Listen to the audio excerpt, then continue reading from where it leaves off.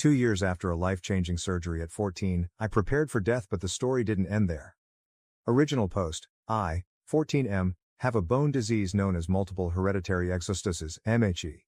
It causes benign bone tumors to grow everywhere on my body. Although they aren't cancerous, they are very painful when they are near a nerve. A lot of these tumors have grown in my knees, fingers and ribs. You can probably guess there are a lot of nerves and muscles there that can be pinched and pierced. It hurts quite a lot. I am constantly at level 5 pain, scale of 1, 10. I can only walk for up to 2 minutes, I can't write, with a pen, if I couldn't type this post wouldn't exist lol, and I'm basically in agony. We have decided I will go for surgery to saw off some of the most painful tumors in my knee. Hopefully this will restore my ability to walk. The doctors have also decided we should remove 2 of my ribs, which have cracked due to the tumors. They'll be replaced with metal, I think. There is a 20% chance of death with all these very complicated procedures, and of course a chance this surgery doesn't change anything, or even makes it worse. Rolling a less than 6-sided dice to determine if I live or die. But to be honest, I don't really care what happens in this surgery. If it works, great, I can walk again. If it fails and my condition stays the same, deteriorates, I've adapted to this disease enough. I can probably handle a few turns for the worst. And if I die, well, I suppose then there is no more pain. My friends say it is wrong for me to feel okay about dying. I'm not suicidal, I wouldn't kill myself if I had the chance. But I don't exactly care if I die at this point. It's in fate's hands at this point. Comment anything, in 7 hours, I'll be on the operating table that'll determine my destiny. Some of OOP's comments. Editor's note, most comments were encouraging OOP and wishing him the best, with OOP thanking them. I included a few others to give a general vibe of the other comments. Commenter, perhaps your friends are saying it's wrong because they think they're trying to be strong for you when you're suffering, trying to give you their will to keep going, but don't know how to express themselves in a gentler way. I assume they're young, like you, and it's unlikely they've had to come to terms with anything approaching what you've been through. They lack the maturity that's been forced on you, but they care about you. OOP, I think you're right about my friends.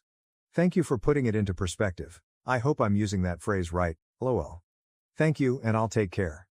You too, internet stranger. Commenter, I'm sorry you're experiencing this, especially so young. That's not at all fair. I wish you a speedy recovery and that you can have a normal life again. There's also nothing wrong with making peace with the myriad of possibilities that could happen. With only a 20% chance of death though, I'd say the odds are in your favor. Good luck with your surgery, OP. OP, thank you for all the kind words and wishes. I know it isn't fair, but life ain't fair for anyone. Yes, there are so many things that could go right or wrong in this, so I might as well be ready for anything. Even though it's only 20%, well, you should see my luck at Monopoly and realize I am probably screwed lol. Commenter.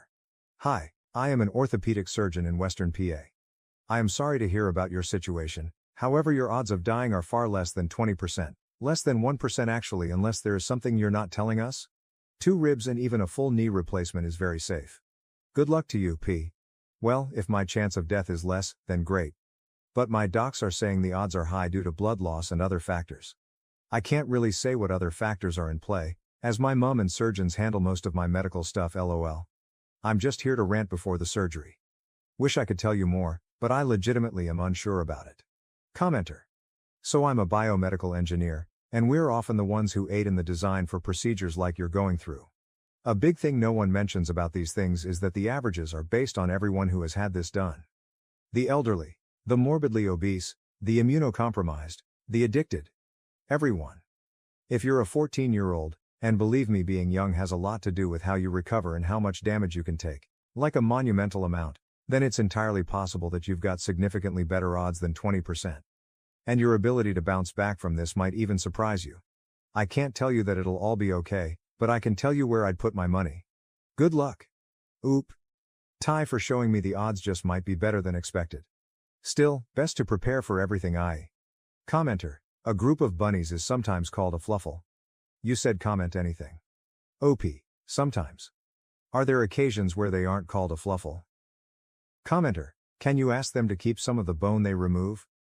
That would be a wild souvenir to put on your shelf. Also goes without saying, I hope you don't die, but if you do and you want someone to haunt, I'm down. Oopie, a piece of rib on the wall. Sounds like a very good artifact. Also, I'll be sure to jump scare you at 3 a.m. if I become a ghost lol. Commenter. Hell yeah man, I'll keep a light on for you so you can find your way here. You can pass on info from the other side and I can spread your messages to the masses. We can eventually take our show on the road but will no doubt split due to creative differences, those of course being I make all the money and you don't because, ghosts can't use human currency. But if there is ghost currency, you will be golden. OP, we will start a human ghost pyramid scheme and it will be the most profitable business. We will surpass Jeff Bezos and Elon Musk with all the great profits. Commenter. My dad had a 20% chance in knee replacement surgery, the complications, and died days later. We had the discussion. I told him to go to the light if he saw it and if he felt he wanted to stay, he could and that I would be okay. Days later, he died of a blood clot. I'm sorry at your young age, you're galvanized by such a challenge. I also see your alacrity. Consciousness is everything. Eyes open, my friend. My heart breaks for you and hopes for you. OP, thank you. My uncle also tells me to go to the light if it's seen. Let's see what fate has in store. Commenter. Anything you want people to do to honor you? OP. To honor me, just find a moment to be happy. Hang out with a good friend, play a cool video game, or just sit at home watching Netflix. Be happy, and I'm happy. Edit 1. Same post. About 7 hours later. Edit. Soon about to enter the operating room. Well, this is it, let's see our fate. Edit 2. Same post. 16 hours from OG post. Edit 2. I'm alive, let's go. Recovery pain's a bitch but otherwise, I'm fine. Some of OOP's comments. Commenter. Wish you all the best. Greetings from Switzerland. OOP, a Thai and an I'm alive. I am from Singapore.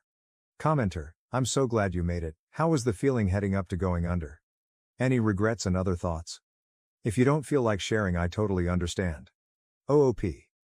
I was pretty calm when I went into the operating room. As said in the post, I had come to terms with all the possibilities. Also, I got laughing gas for a while before I fell asleep.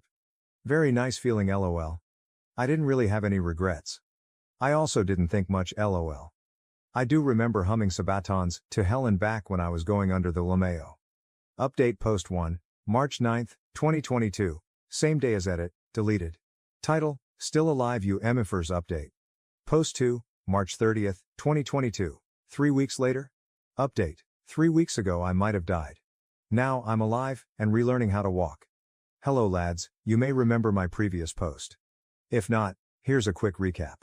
I, 14M, have a bone disease known as MHE, which causes non-cancerous bone tumors to grow across the body. Although they aren't cancerous, they still cause problems such as causing my legs to not be able to walk longer than 3 minutes, and causing pain in my legs. Due to this, my doctors suggested I do a surgery to remove the bone tumors in my ribs and knees. They'd have to remove 2 entire ribs as the tumors were inside the rib. I was prepared for any result of the surgery. Didn't really care whether I lived or died, I had prepared for death and was hoping to live. I'll write what happened on each day in the hospital and each week at home. Note that I don't write a diary, so all this is in hindsight, so some dates may be inaccurate as I forgot when some events happened.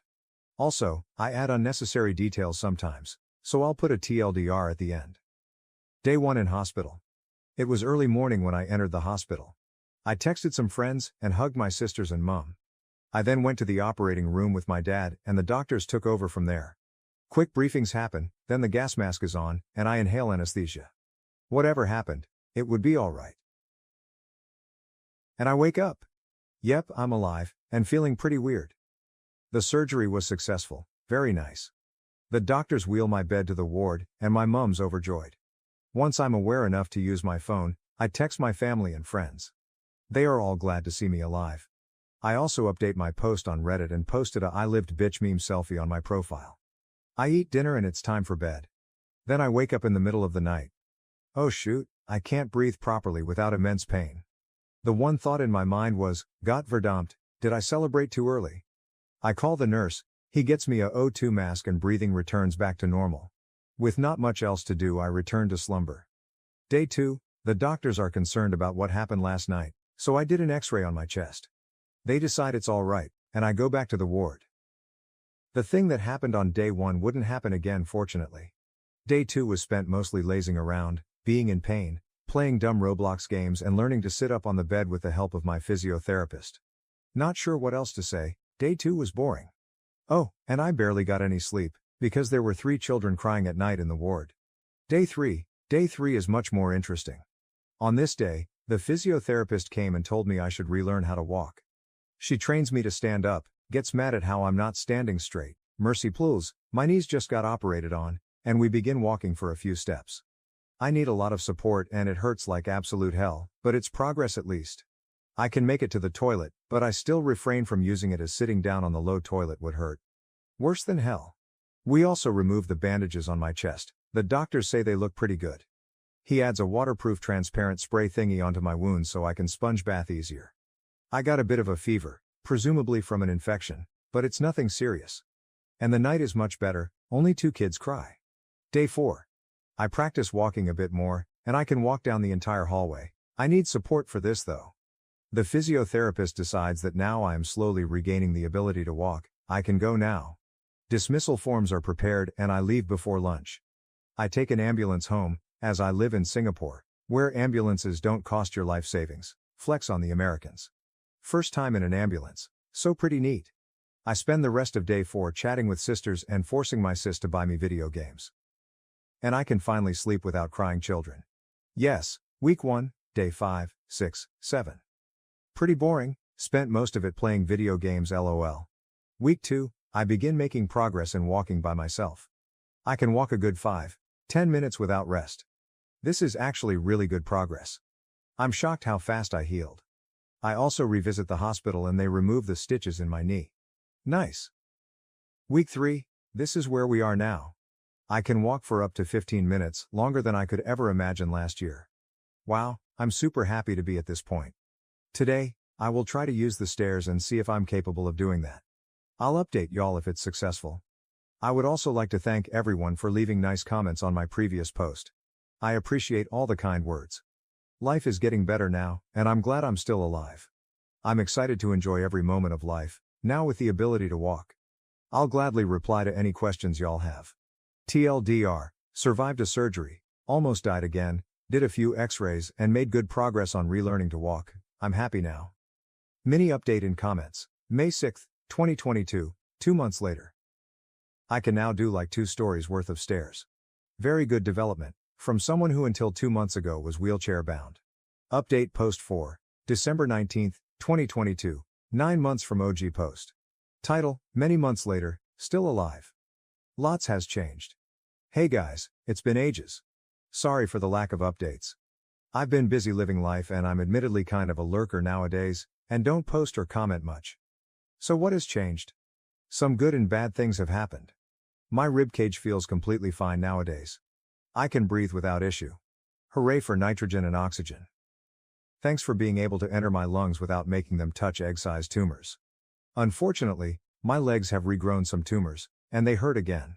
The doctors don't want to operate again, as the tumor is near some major nerves this time around, and would also take a lot of digging through muscles and stuff. So I'm back in the wheelchair, with limited walking abilities, about 10 minutes max.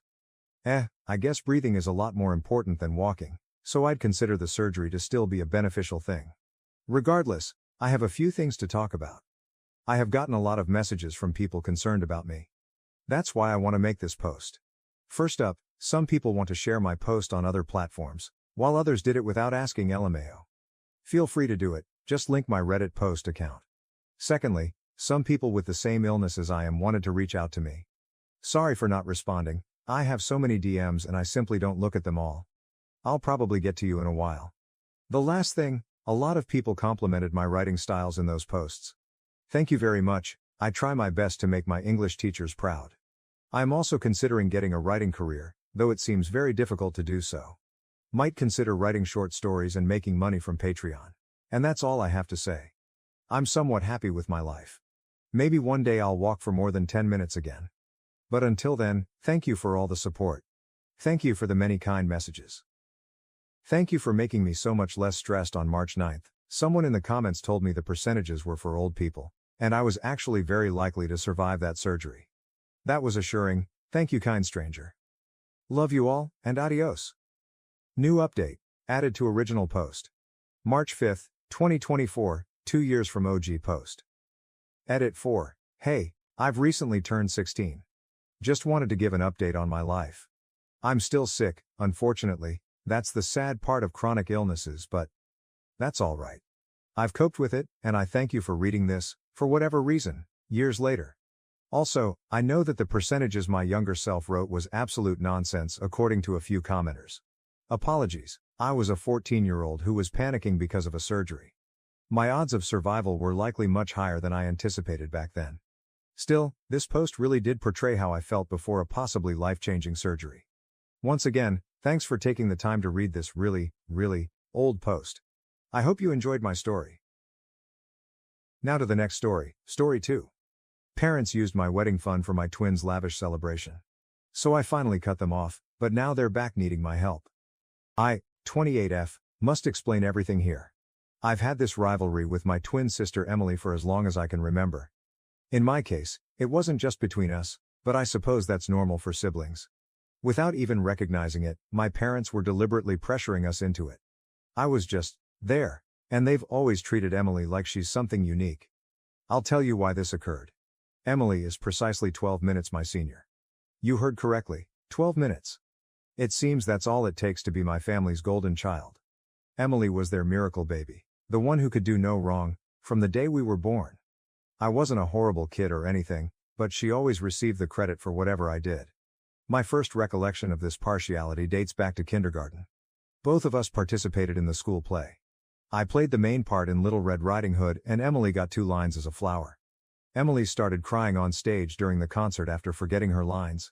My parents missed my entire performance as they hurried to console her right away. Later that evening, they didn't even recognize my accomplishment, all they could speak about was Emily's bravery for trying.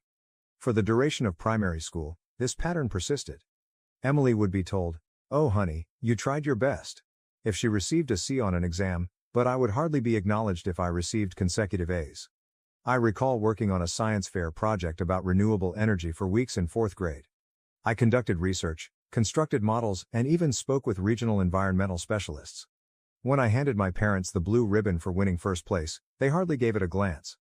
Emily had a difficult day during volleyball practice, but that's still wonderful. Can we discuss this at a later time? After that, I stopped showing them my honors. The worst thing was that they made no effort to conceal their partiality. My dad used to make jokes at family get-togethers about how Emily was their firstborn and, despite the fact that we are twins, those 12 minutes somehow made her the older sister. "Emily is our responsible one, she looks after her younger sister," he would remark. I was standing there, listening to them reduce me to Emily's shadow and nothing more. Things started to have a significant psychological impact on me in middle school. I became quite driven to prove myself. I joined as many clubs as I could, including the student council, the debate team, and the math club. I was motivated to excel at everything, so I studied late into the night. Emily, on the other hand, coasted through, doing very little but somehow receiving more attention and recognition. One particular incident in particular sticks out. I was selected to compete in the state-level mathematics competition on behalf of our school in the 8th grade. I prepared for months, frequently studying until 2 or 3 in the morning. Emily had a recreational soccer match on the same day as the competition. In addition to not showing up to help, my parents didn't even inquire about how I was doing. All they could speak about when I brought home the trophy for 2nd place was how Emily needed to be cheered up because her team had lost their game. With greater stakes, high school was more of the same. I was still participating in as many extracurricular activities as I could, taking all of my AP classes, and keeping my GPA at 4.0. Emily spent much of her time at parties and barely kept up a C average. She was still the fun and social one though, and I was criticized for being too competitive and serious. The discrepancy was brought to light during our senior year. Because of my academic accomplishments, I was named valedictorian, accepted on a full scholarship to a top university, and even had an article in the local newspaper. Emily enrolled at community college after barely graduating. However, my parents bemoaned Emily's failure to get into her first choice school for the whole of our graduation celebration, which was meant to be for the 2 of us. In their address, they made no mention of my accomplishments. The pivotal moment occurred while attending college. I continued to keep perfect grades while working part-time to support myself while attending a prestigious institution to study computer science.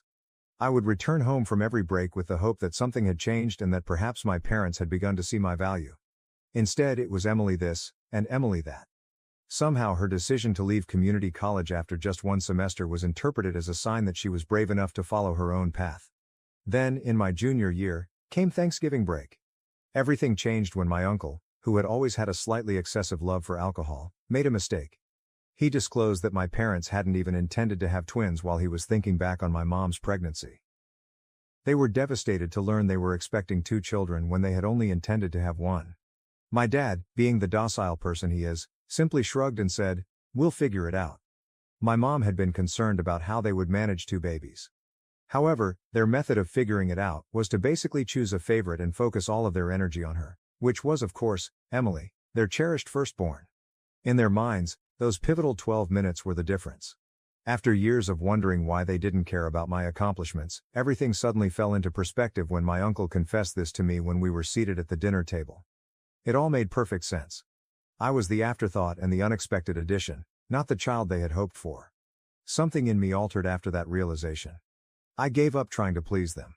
I put all of my attention into creating my own life instead.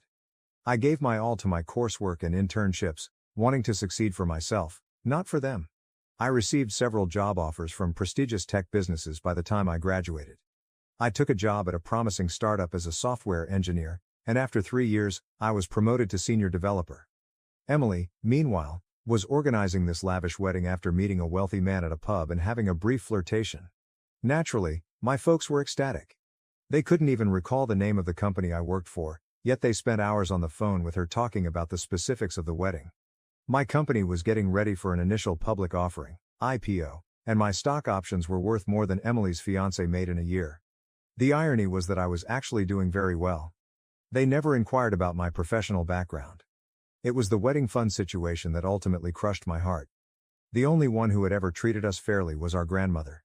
She left each of us a sizable sum of money before she died, especially for our upcoming weddings. She had been very explicit that we were to share the money evenly. She told me in private that she was aware of my parents' treatment of me and that this was her method of making sure I would have something that was exclusively mine. Naturally, though, my parents were unable to honor her last desires.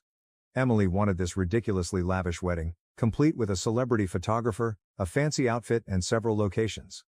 They chose to take from my share of the inheritance rather than urging her to cut back or asking her wealthy fiancé to contribute more. They didn't even tell me. They didn't ask. It wasn't until months after the wedding that my inebriated uncle, yes, the same one, spoke about it at another family get-together. They responded angrily when I confronted them about it. "Oh honey," my mother remarked, dismissively waving her hand, "we were going to tell you eventually. When we can, we'll reimburse you." Even worse was my father's reply. "Well, Emily needed it more. She's the conventional one getting married, and since you're so preoccupied with your work, it's unlikely that you'll even desire a lavish wedding." I felt nothing as I stood in their kitchen staring at these folks who were meant to be my parents. This deep emptiness, without any sadness or rage. They were unable to even comprehend the wrongness of what they had done. They believed that since it was for Emily, it was totally acceptable to take my inheritance without my consent. Emily had always been the focus. I returned to my flat that evening and gave my life a lot of thought. I came to see that Emily had eclipsed or completely disregarded every significant turning point, accomplishment, and proud moment. My graduation from high school. They were too preoccupied in comforting Emily over her grades. Due to Emily's difficulties at community college, my college scholarship was hardly recognized. Emily was preparing for her wedding, so she disregarded my first promotion. I did something I should have done years ago when I opened my laptop. I emailed them and said, "I am aware of the wedding fund. I am aware that, without consulting me, you used my inheritance to pay for Emily's wedding. The way you've treated me throughout my life is more important than the money. You never made an effort to conceal the reality that I was never the daughter you desired. I'm done attempting to win your affection and acceptance. I'm over being the kid you didn't want. Do not get in touch with me again unless it is to repay my money, please."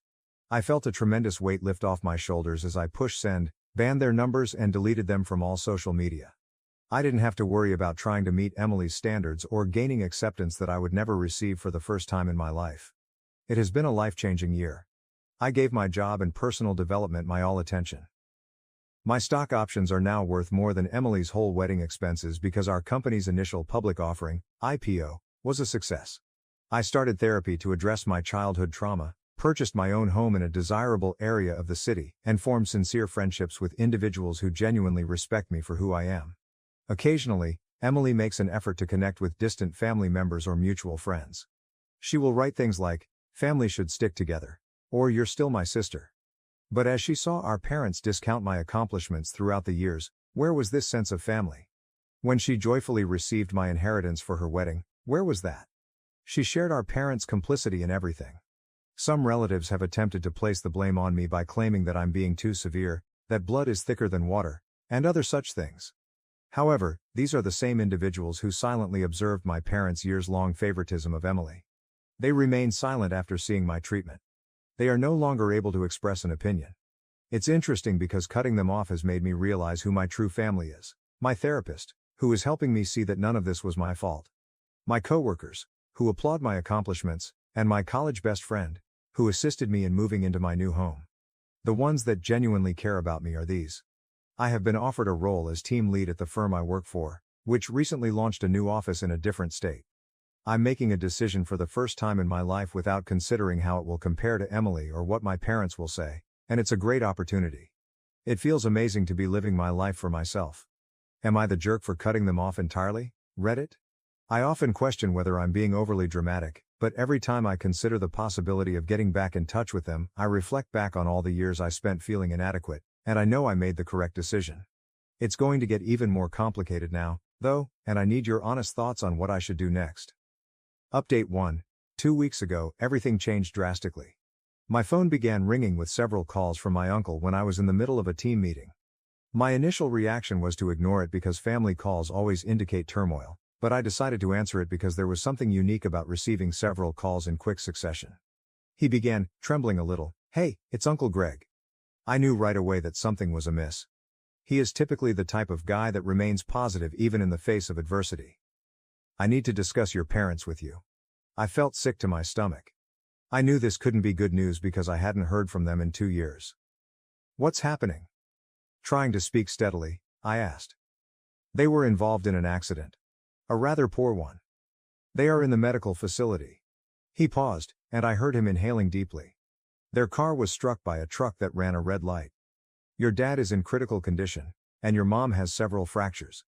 They have spent a few days in the hospital." Days. I said it again, raising my voice. "And until now, no one had the idea to tell me." He said, "They wanted me to let you know," in a calmer tone. "I believe, they want to see you, I believe. That's not all though. Their insurance is having issues." There was, of course. He went on to tell me that 6 months prior, my parents had allowed their health insurance to lapse.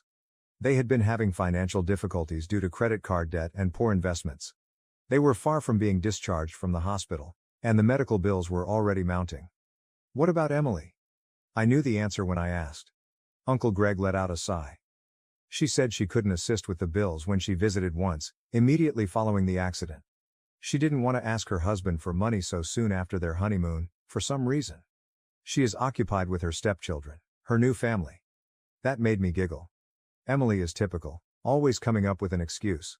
Emily was too proud to approach her wealthy husband for assistance with our parents' medical expenditures, even though she had no trouble taking my fortune for her wedding. I sat in my office for a while after I hung up with Uncle Greg, gazing out the window at the skyline of the city. I didn't miss the irony. Now that my stock options had vested and I had more than enough money saved to pay for their medical expenses, I was truly in a position to assist them. Did I want to, though? I was unable to concentrate on anything else for the following few days. I jumped every time my phone buzzed, anticipating a call regarding their status. I couldn't stop picturing them in hospital beds, presumably wondering if I would ever arrive. Since they were my parents, I felt bad for even thinking about not helping. The years of favoritism, the stolen fortune, and the way they only contacted me now because they required something from me were all brought back to me though. Simply put, this was about money. Not about re-establishing contact or making amends. 3 days after Uncle Greg called, Emily texted me. "I am aware that you are performing well at work. Parents are in dire need of assistance. This is your opportunity to act morally." My opportunity to act morally? When she was using my inheritance to pay for her wedding, where was this moral compass? Where had she been all those years when she saw our parents brush off my accomplishments? My parents finally called themselves after a week of internal conflict. Although my mother's speech was weak and obviously influenced by painkillers, her deceptive methods remained same. As if the past 2 years of silence hadn't occurred, she began, "Sweetheart, we're in a really tough situation here. According to the specialists, the expenses might reach $200,000, not including rehabilitation. We acknowledge our shortcomings as parents, but I interrupted her. No, you aren't, and you never will be. You haven't gotten in touch with me in 2 years, and the only reason is that you need money. My dad's voice said, "That's not fair." He was probably on speaker. Your parents are us. Family supports family. That statement, family helps family, set me off. Anger that had been bottled up for years came to the surface. Family helps family. I said it again. When you used my inheritance to pay for Emily's wedding, where was that feeling? When you missed my college graduation, where were you? Where did you neglect every significant event in my life because you were too preoccupied with showing your admiration for Emily? After a brief period of silence, my mother began to cry. Those recognizable, cunning tears I had heard so many times when she wanted to make me feel bad. She said, "How can you be so cruel? The hospital is where we are. Your dad may require surgery. Will you truly desert us at this point?" I inhaled deeply before uttering the words I had been wishing to say for years. Yes, in fact. Yes, I am. All my life you emotionally abandoned me. You just thought of me as Emily's shadow and your fallback option. Now that Emily is refusing to assist, you turn to me. No, I will no longer be your last option. Starting with, "But we're family," my father said. No, I cut in. We're not. Since you determined that Emily was the only child deserving of your love, we have not been family. I'm finished. Never get in touch with me again. After hanging up, I blocked their numbers once more. I then texted Emily one last time, saying, "They're also your parents. Try it yourself." The days that followed were extremely difficult. I would always have these moments where I would doubt my choice. Was I being too severe?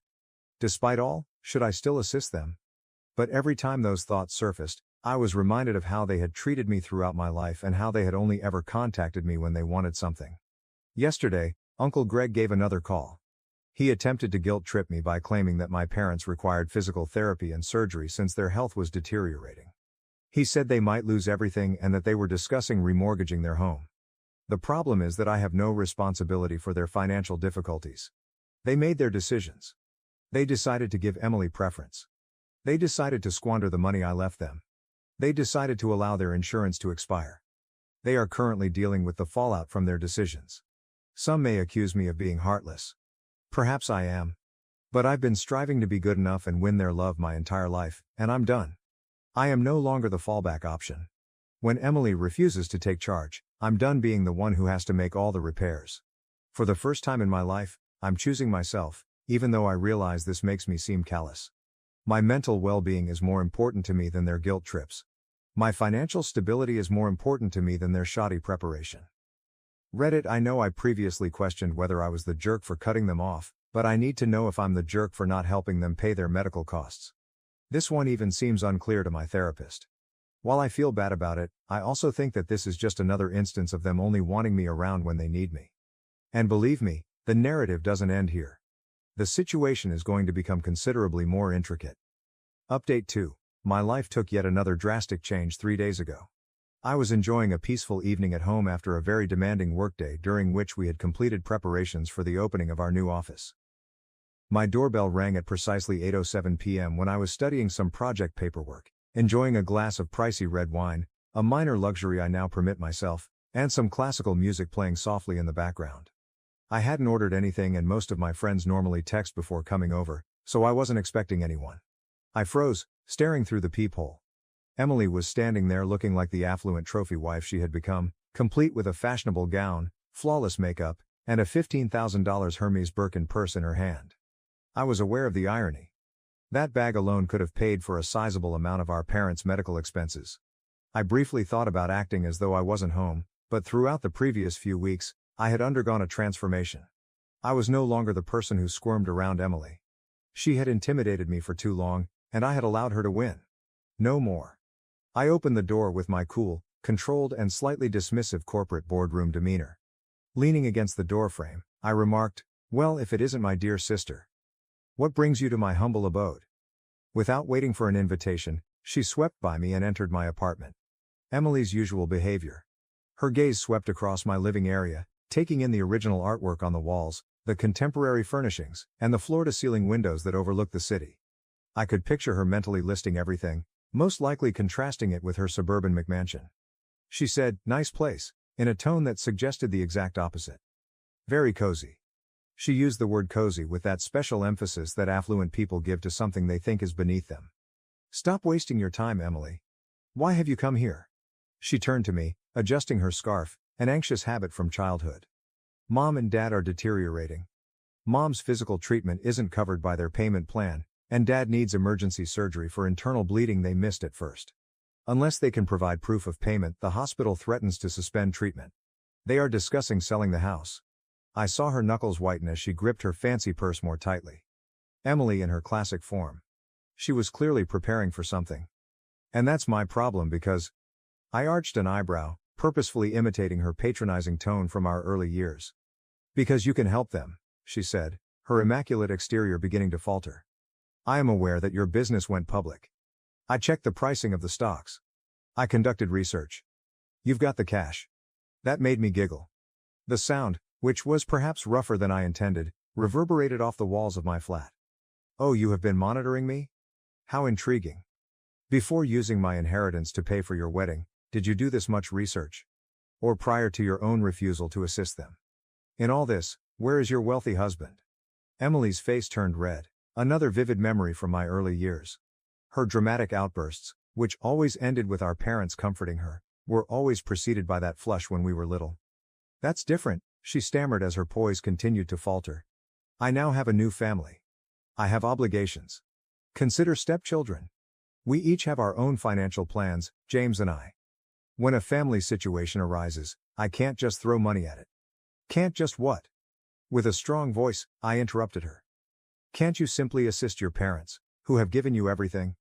Who paid for your wedding with my inheritance? Who prioritizes you the most?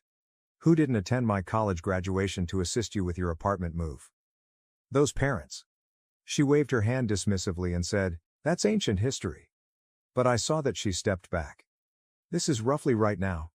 You're being selfish, and they need help." Her use of the word selfish was the last straw. A lifetime of repressed rage and bitterness abruptly solidified into a chilly, unambiguous goal. I went silently to my home office, picked up my laptop and a few papers off my desk, and then went back to the living room. "Emily, would you like to discuss money? Let's have a conversation." I rotated the screen of my portfolio dashboard in her direction. "Look at these figures. My stock options are these. I'll explain it to you in words you can comprehend. This is more valuable than James, your husband, will be in 3 years. That home of which you're so proud. If I wanted to, I could pay cash for it tomorrow." As she gazed at the numbers, her face turned white instead of crimson. I went on, bringing up papers such as my investment portfolio, my pay stubs, and the most recent offers I had gotten from rival businesses. But you're a tech worker." For the first time I could recall, she stumbled, "You're just a programmer." Her voice was small. "Emily, I'm now a senior development director. I was making something for myself while you and your wealthy husband were playing home. I also did it without treading on anyone else, unlike you." I clicked firmly to shut down my laptop. "Without using any of my resources, I could assist Mom and Dad by covering their medical expenses. However, I won't." She murmured, "You're being cruel." But I could see that she realized that her younger sister had outwitted her.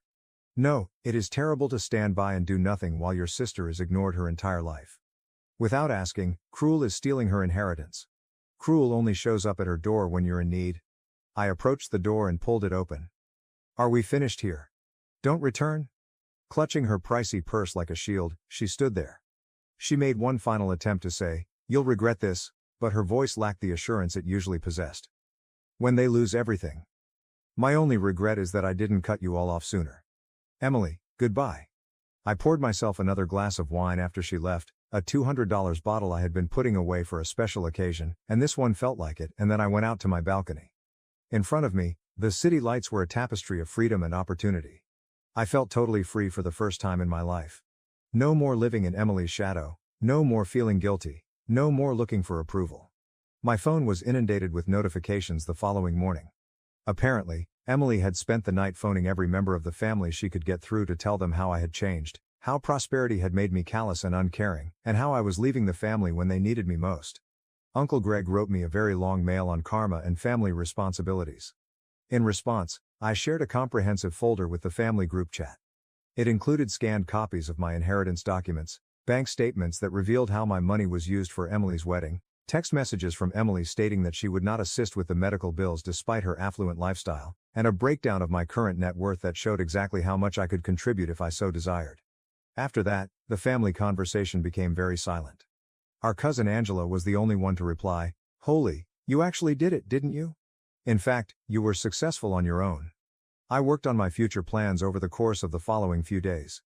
In another state, I accepted the promotion, which came with a bigger package of stock options and a substantial rise. The real estate agent believes my apartment will sell for a lot more than I'm asking for in this neighborhood, so I put it up for sale. I've already begun searching for real estate in my new city. This time, perhaps a penthouse. Emily sent me one last text last night, which said, "Mom's crying every night because of you." I commented, "She had years to cry about how she treated me," and included a screenshot of my inheritance paperwork in my response. Her tears are no longer effective. After that, I blocked her number and all of my other family contacts. Closing the last chapter of a book I should have finished years ago was how it felt. You have been amazing during this journey, Reddit. Your encouragement made it clear to me that I wasn't alone in my feelings and that it's acceptable to put oneself above harmful family members. Your remarks served as a constant reminder of my decision-making process whenever I had second thoughts. Recently, I received a message questioning if achieving financial success was worth sacrificing my family. The truth is, though, that I didn't lose any. Folks who never treated me like family in the first place were folks I broke free from. My achievement just gave me the courage to refuse their treatment. It didn't change who I am. I want to express my gratitude to everyone who told me similar stories, gave me advice, or just confirmed how I felt. When I most needed strength, you gave it to me. I will begin looking for a home in my new city next week. A new life, a new career, and a new home. For the first time, I'm looking forward to the future without being constrained by obligations to my family. AITA? To some, perhaps. However, I've come to the crucial realization that sometimes being branded an asshole by toxic individuals is a sign that you're finally advocating for yourself. Reddit, thank you. I was able to discover my value and voice thanks to you. Now to the next story, Story 3. My family treated me unfairly, favoring my twin. In the end, she used lies and manipulation to steal my fiancé. Life has a tendency of catching you off guard, don't you think? I, 35F, never imagined that I would be here, sharing my heart on Reddit at the age of 35. The idea that my fiancé, the man I believed I would spend the rest of my life with, married my estranged twin sister after just a week of getting to know her, still baffles me. What brought me here? Everything's a lengthy and agonizing tale, but I must let everything out. I suppose I ought to begin at the beginning.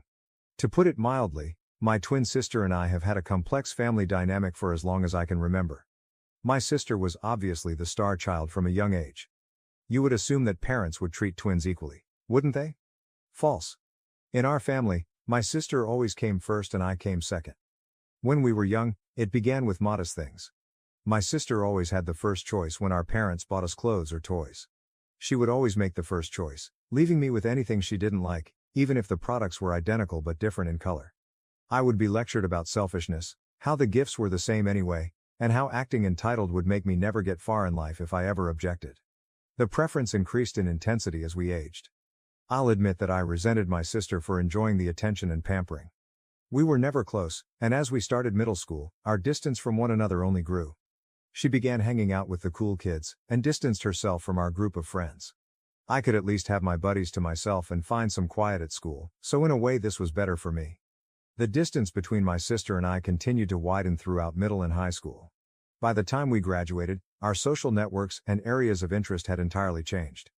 Because I would be interacting with her less, this worked for me. Although she continued to be cruel, particularly at school when she tried to appear cool to her peers, I had grown accustomed to her conduct by that point and was not particularly bothered by it. Things between us became so bad at the conclusion of high school that there was no turning back. I knew exactly what I wanted to accomplish with my life, so I put a lot of effort into my college applications. In addition, I wanted to stay up with my pals, who were all striving for top schools. Since I wasn't interested in finding out, I never inquired about my sister's essay preparation. However, for someone who wasn't ready or didn't seem to know what she wanted to do, she exuded far too much confidence in her admissions. I was devastated to learn that she was accepted to my ideal school, but I was not. Even though I was sad, I felt uneasy. I discovered, just in time, that she had stolen my work and turned it in as her own after doing some research. I was enraged. As usual, my parents would have told me to suck it up and that nothing could be done now, so I didn't want to inform them. I had had enough of being polite and being trampled. I made the decision to go nuclear. I sent the university an email outlining her plagiarism and proving that the material was actually mine. Additionally, I informed them of the circumstances at home and asked that they use caution when responding to her. They did, however, reply and put her on a blacklist after discovering that she had plagiarized during the application process. She sat stunned when she received the email and gave me such a hateful look that I thought I would pass out. However, she was unable to tell her parents anything. That she stole my essay. What could she have said? I was more than happy that she was finally receiving the credit she deserved, even though I knew I had put her in a difficult situation. I'll confess that it was stressful and, to me at least, a little funny. She was aware of my actions and I was aware of hers. She was unable to go because it would require her to acknowledge that she had stolen my work, and I didn't want to go to my parents for a resolution. Unfortunately for her, this injustice devastated her parents. They insisted that there was no plagiarism involved, and were resolved to bring it up with the university. It became messy at this point. When my parents emailed the institution, they received a thorough response regarding her application and the work, my work, from which she had stolen. I mistakenly thought that after they witnessed what their beloved daughter had done to me, they would finally accept her for who she truly was, and perhaps, just possibly, I would start to play a significant role in the family. The exact reverse was what took place. I spent days being scolded for intentionally destroying my sister's life and profession.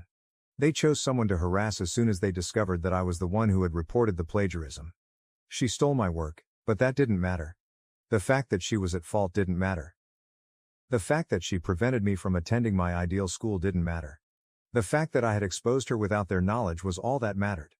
They called me all kinds of names and stated that talking to them about it would have been the right thing to do, after which they would have come up with a solution. I informed them that letting her leave without any consequences would have been their only option, and I would have been told to accept it and apply somewhere else. My home was a wreck and nobody wanted to hear my side of the story.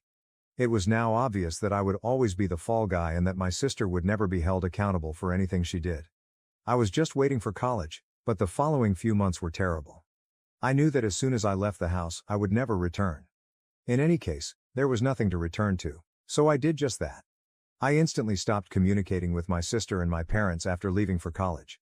After her little incident, she was dead to me, and I had no intention of ever seeing her again. Going to college was a welcome adjustment. I worked hard, had a good life and made good friends. Determining to succeed on my own without assistance from my family, I immersed myself into my studies and extracurricular activities.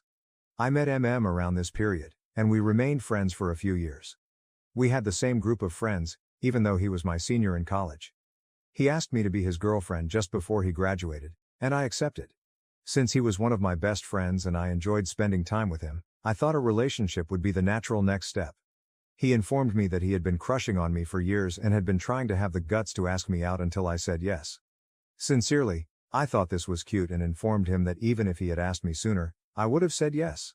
For what it's worth, our connection was good. We knew each other well because we were already close friends. A certain amount of ease and candor was present and it just happened. I also told him about my family's whole predicament. I clarified that nothing could ever force me to speak to my sister again and that I had very little contact with either of my parents. I requested that he honor that. His family is picture perfect, therefore he found it ridiculous that a family could be so dysfunctional. He is the eldest of 4 siblings, all of whom are supportive and close, and his parents are deeply in love. He has never experienced my ordeal. I liked and appreciated the familial dynamic he came from, and I respected that. The affection they had for one another was really sweet. I couldn't help but feel a little envious because I had never had it. But because he couldn't imagine dysfunctional families, I made it plain to him that he should never expect me to return to my family and attempt to make things right. I trusted him since he appeared fine with it. I had no idea that this would turn out to be my worst life decision. I concentrated on developing my career after college. I was resolved to show myself, and if I'm being completely honest, my family, that I could be successful without their help or connections. I put myself into my work and worked my way up the corporate ladder. I had a prosperous marketing career, a great downtown apartment and a circle of close friends who had become my adopted family by the time I was in my early 30s. We both decided to take things slowly, but and I kept dating. Neither of us felt the need to rush into marriage because we were both focused on our careers. I felt like I had at last found someone who understood and supported me, and the arrangement was comfortable. M proposed to me 2 years ago when I was 33. Yes, of course, I said. By that point we had been dating for about 8 years, and I was certain that he was the man I wanted to live my entire life with. His family welcomed me with wide arms when he first introduced me to them. Even though it wasn't biological, I felt like I had a family at last. I formed separate ties with each of his siblings, who were very hospitable, 2 sisters and 1 brother.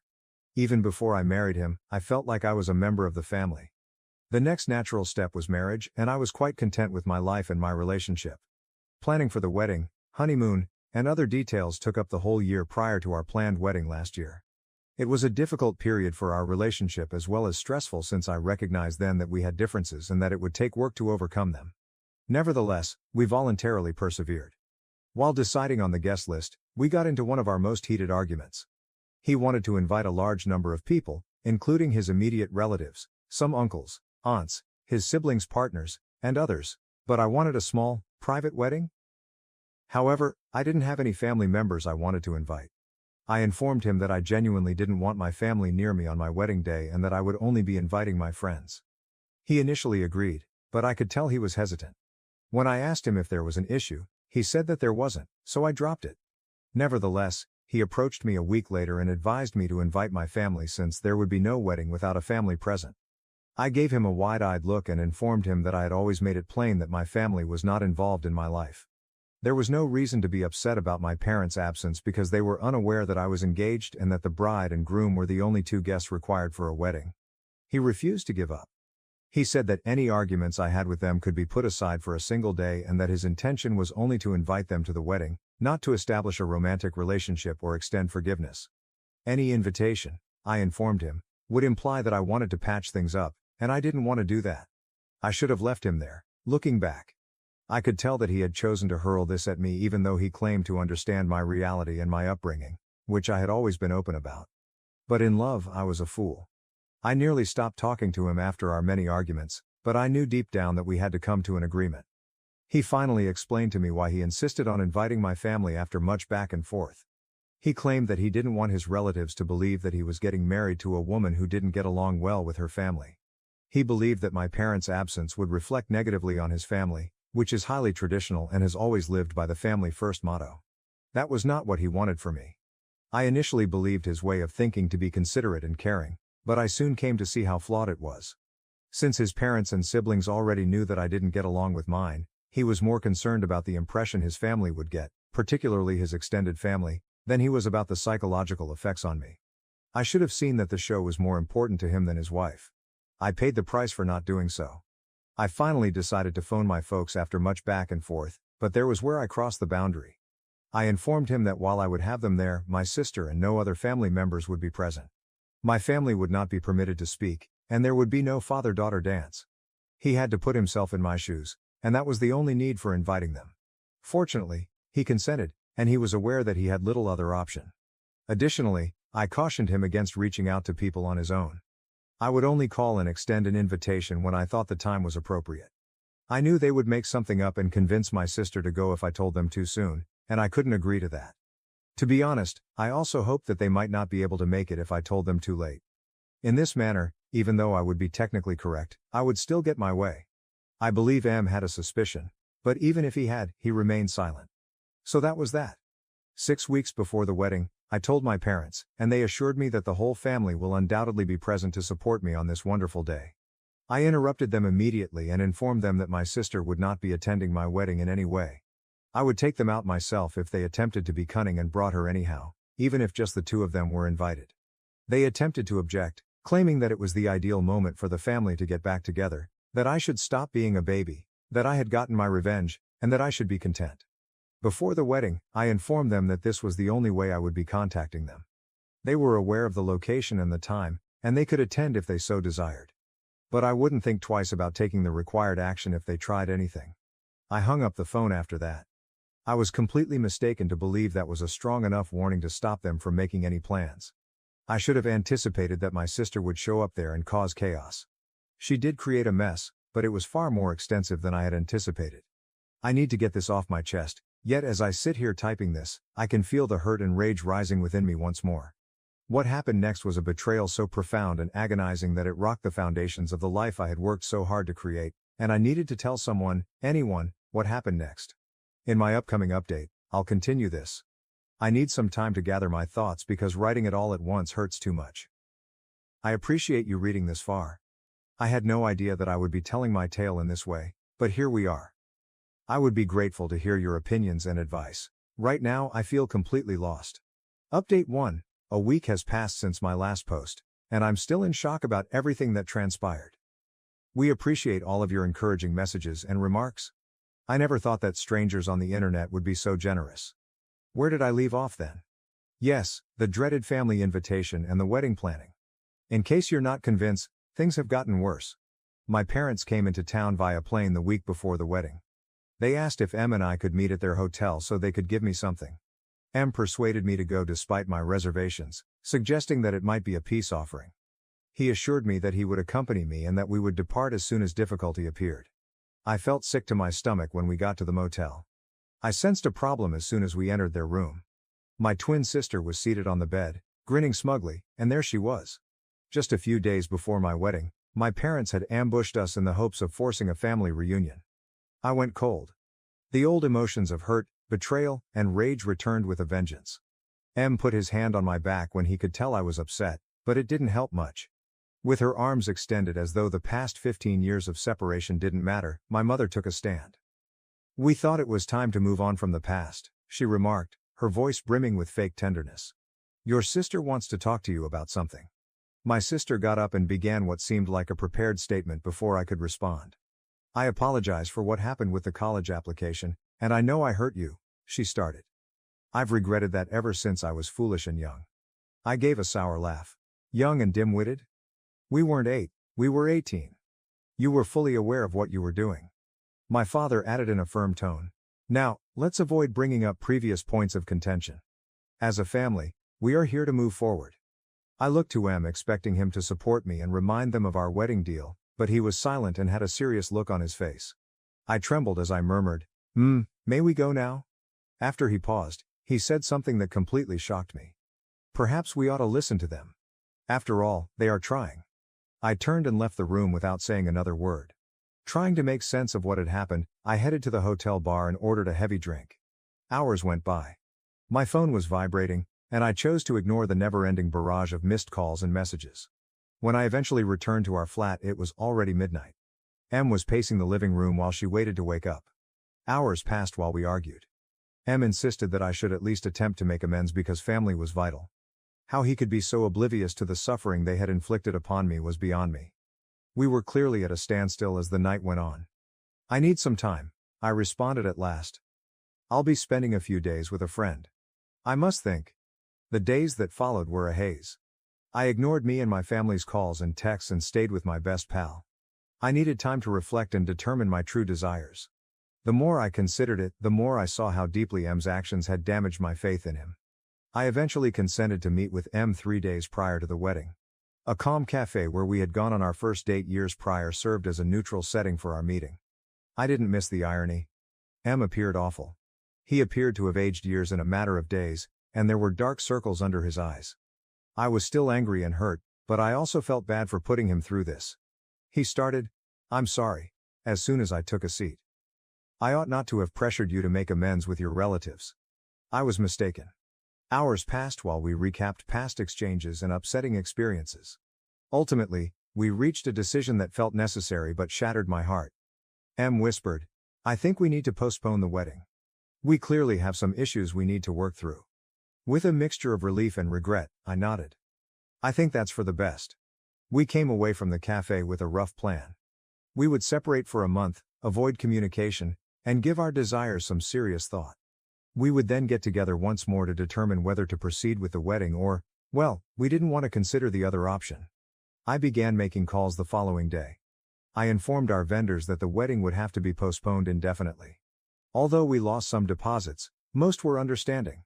I communicated with our visitors by sending out a general email outlining the circumstances in ambiguous language. Then there was quiet.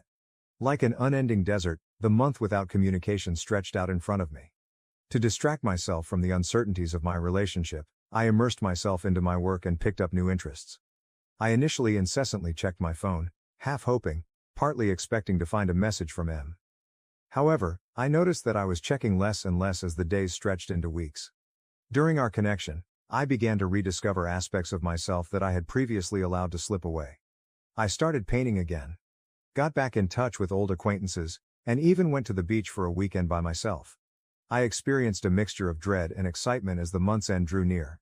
Another part of me, which was getting stronger every day, questioned if perhaps this separation was for the best, but I still wanted to see him again to see if we could salvage what we had. I received a call from an unknown number the day before our scheduled meeting. I heard a voice I hadn't heard in years when I responded. The shaky voice of my sister. "Please, don't get married to Emu." Suddenly, my world began to shift on its axis once more. However, that is a tale for a future update. I apologize for leaving you waiting, but I need time to think about what transpired next. I appreciate everyone listening and helping me get through this nightmare. I will return soon with additional details about the story. Update 2. My previous update was almost 11 months ago. I'm sorry for the extended silence, but I needed time to take it all in. I appreciate your support and patience, everyone. My estranged sister had just given me a startling phone call urging me not to marry M when I left off. From there, however, things only became more difficult. I met M the following day as scheduled after that enigmatic call. I knew something was seriously wrong the moment I laid eyes on him. He had black circles under his eyes and appeared gaunt. I was about to respond when he suddenly exclaimed, "I made a terrible mistake." My heart fell. My world was shattered by his next statement.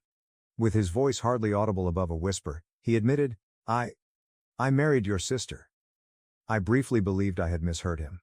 How was it possible for him to wed my sister? Only a month has passed since our separation. I experienced a wave of nausea as the reality set in. M then told me an absurd story that sounded like the storyline of a poorly written soap opera. My family apparently persuaded M to listen to them after I left that day. They told him stories about my early years, portraying my sister as the victim and myself as the troublemaker. What's the worst? He took them at face value. I felt offended and bewildered. Your family seemed so sincere and I thought maybe I didn't have the full picture. M attempted to clarify. I made a foolish choice. My sister and parents had hatched a complex scheme. To avoid being made fun of by his family, they proposed that M wed my sister for the ceremony. After the commotion subsided, they could have the marriage dissolved or divorced. Despite the absurdity of the proposition, M had somehow consented while he was confused and being manipulated. Stunned into stillness, I sat. I was so deeply and profoundly betrayed that I was at a loss for words to describe how angry and heartbroken I was. I got up at last. "I never want to see you again," I stated in a remarkably composed tone. "You, my sister, my parents. You're all dead to me now." The weeks that followed were a jumble of suffering, rage, and incredulity. Unable to face the world, I took a leave of absence from my job. Despite the support of my friends, I was distraught. During this depressing time, M's mother called me out of the blue. Something compelled me to answer the phone even though I didn't want to at first. "Please," she said in a tearful voice. "I must see you. You must be aware of something." I agreed to meet her against my better judgment. At a little park close to my place, we first met. Her eyes were red from sobbing, and she looked terrible. She disclosed the whole scope of what had happened. M had been duped by my family, who had played on his fears and fed him tales about my background. They had persuaded him that I was unstable and that I had fabricated tales about my family in the past. But why would he believe them over me? Still having trouble understanding, I asked. Tragically, she shook her head. He had a susceptible condition. Your relatives took advantage of the fact that your abrupt departure had unsettled him. She clarified that M's family had opposed the hurried union with my sister. Despite their attempts to dissuade him, M had carried out the plan while in a confused and manipulated state. "And now?" I inquired, fearing the response. "Your sister won't get a divorce from him. By threatening to demand a large amount of alimony if he attempts to leave her, she has been dragging the marriage along." However, the disclosures did not end there. She informed me that my sister had told them the truth about everything a few days prior while intoxicated. She acknowledged that all they had told him about me was false and that they had trapped him. She even came clean about the essay that had been taken all those years ago. Her words, "M has been devastated since then. He'd like to speak with you." He claims that he made the most significant error of his life and is unsure of how he would ever be able to apologize. Perhaps you can speak and decide what to do next, he hopes. With my head spinning from all this new knowledge, I gazed at her. I felt somewhat vindicated because the truth had finally surfaced. However, a greater portion of me was just worn out. Well, I answered in a stern tone. Thank you for sharing all of this with me, but Em and I are no longer a we. He decided. Regardless of their marital status, he is now my sister's husband. I refuse to interfere or assist him in getting out of this situation. When I said this, she sobbed and begged me to change my mind, but I refused. Telling her, my decision is final. I've moved on from that phase of my life. I'm unable to reopen those wounds. She texted me several times over the course of the following few days, urging me to speak with Em, but I didn't reply. All of this was too much for me to handle anymore. I thought a lot about everything that had happened, including the life I had nearly committed to, the man I thought I knew who had deceived me so profoundly, and the family that had never really welcomed me. And I came to the crucial realization that I was stronger than everything. At that moment, I decided to use my experience as a springboard rather than a setback. I had been granted another opportunity to live my life as I had always desired, free from the burdens of my past. With fresh energy, I pushed myself back into my work. In order to resolve my trust difficulties and the residual pain from my family's betrayal, I began therapy. I became closer to my pals and was even more grateful for the family I had chosen for myself. And what do you know, things improved. It wasn't always easy, and on some days I felt like the hurt and rage would get the better of me, but I gradually began to recover. I can state with confidence that I'm in a better place than I've ever been after 10 months. I've taken up new interests, gotten promoted at work, and even resumed dating, albeit informally and much more cautiously. Ever since that day in the park with Em's mother, I haven't heard from Em or my family. I'm thankful they're no longer in my life, but occasionally I wonder what happened to them. They are responsible for the repercussions of their own acts. I want all of you out there who may be experiencing anything similar to know that things get better. You are stronger than you realize, even though it may not feel like it right now. Never allow a friend, family member, or romantic partner to make you feel less valuable than you actually are. Once again, I want to thank everyone for their support along this trip. This is going to be my last update on the matter. This chapter of my life is coming to an end, and I'm looking forward to many more joyful ones. Cheers to fresh starts, selected families, and the inner strength we discover when we need it most. Now, on to the next story, Story 4. My parents always favored my adopted sister, even pushing me to combine my store opening with her graduation. This time, I got my revenge. I'm a 24-year-old male who grew up in what appeared to be a normal suburban middle-class family, but my parents' actions have caused me chronic suffering all of my life. Their entire reputation in our neighborhood was based on the fact that they were these wonderful people who, in all honesty, loved their adoptive daughter even more than their biological son. Few people are fully aware of the impact this had on me. My adoptive sister Emma, who was 3 at the time, was brought home by my parents when I was 6. Everything in my life changed on that day. I was ecstatic when my parents sat me down in our living room and discussed the possibility of adopting a sibling. Most afternoons I waited for my parents to get home from work by playing games in our backyard by myself. The children in the area were either much older or younger than me, and I had no siblings with whom to play. It seemed like the ideal answer to have a sister with whom I could share my toys and hang out during those long days. It was just what I had hoped for when Emma initially came. During those peaceful afternoons at home, we played together, had snacks, and I at last had someone to chat to. But over time, little shifts in my family's dynamics continued to accumulate. Emma became the center of my parents' attention, and they made all of their decisions with her best interests in mind.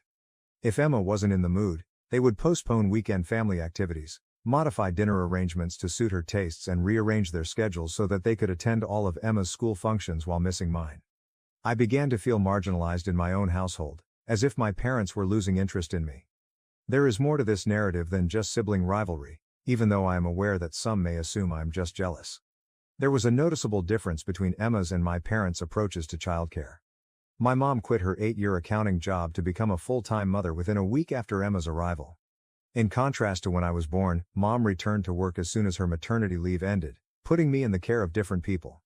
I spent most of my time at my grandparents' little apartment or with whatever teenage babysitter they could afford that month because my parents were constantly worried about money back then and worked extra and weekend shifts. The babysitting situation was anything from perfect. Instead of truly watching me, these sitters, who were mostly high school students looking for additional money, often saw their position as an opportunity to hang out with their partners. As they sat in the living room, texting or chatting on their phones, I would spend hours by myself in my room. Sometimes, when they thought I was sleeping, their boyfriends would sneak in through the garage or climb through our rear window. My parents would terminate the present sitter after I repeatedly told them about these instances, then hire a new one who behaved similarly. During years, this cycle persisted, and I felt that no one genuinely cared about my welfare during the majority of my early years. I believed that everything would improve when Emma arrived. I took my responsibilities as a big brother seriously, even though I was only 6. I gave her access to all of my toys and even assisted her in learning the letters, as much as a 6-year-old could. It was good to have my mom at home all the time. I believed we would finally be able to do everything I saw other children doing with their mothers, such as going to the park or baking cookies. Rather, as the big brother, my mom expected me to be mature and self-sufficient while spending all of her time and energy on Emma, treating her like a princess. When my parents changed the plans for my birthday, things really started to get tricky. Emma's true birth date was unknown to the orphanage and she had been discovered abandoned at a shopping mall. After conducting a number of tests, including dental work, developmental evaluations, and physical examinations, the doctors determined that she was around 3 years old at the time of her discovery. My parents decided that Emma should share my birthday rather than keeping the date she was given at the orphanage or picking any other day of the year. They portrayed this concept as though it were a unique privilege for me. I began to notice small differences every year, but those early combined birthday celebrations were tolerable. Even though I continued to get gifts and eat some cake, Emma started to dominate the gatherings. Family, friends, and relatives would show up with twice as many presents for her, gushing about how wonderful it was that we celebrated together and hardly seeing me. Emma's backstory appeared to captivate everyone, who treated her more like a queen than a mere child. As everyone gathered around Emma to listen to her recount the same adoption tale they had heard dozens of times before, I sat there, silently opening my gifts, trying not to feel invisible at my own birthday celebration. I still find it annoying that my parents had Emma share my birthday. She was already officially given a date by the orphanage, the day she was discovered. We could have chosen any day that may have been Emma's special day, such as my aunt's birthday in September or my grandparents' anniversary in March. However, my parents purposely picked my birth date because they thought it would help Emma feel more a part of the family. The one special day of the year when they are the focus of attention for the majority of children is their birthday.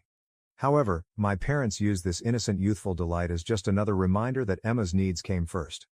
They concluded this choice with sentimental platitudes about sharing and family ties, which prevented a 6-year-old from expressing dissatisfaction without feeling self-centered. The only person who appeared to realize something was off was my uncle. During that first joint party, he drew me away to ask if I truly felt comfortable with everything. By the time I was 10, I no longer celebrated birthdays but loathed them. Emma was in charge of every step of our combined celebrations, from picking princess themes that made me feel uncomfortable at my own party to selecting a cake that I didn't even enjoy. The issue with the guest list was especially unfair because I was only allowed to invite 5 of my friends, but Emma would bring 20 or more from her different activities to our home. Because of this rule, I had to pick my friends carefully every year, which occasionally strained my bonds with those who were unable to go.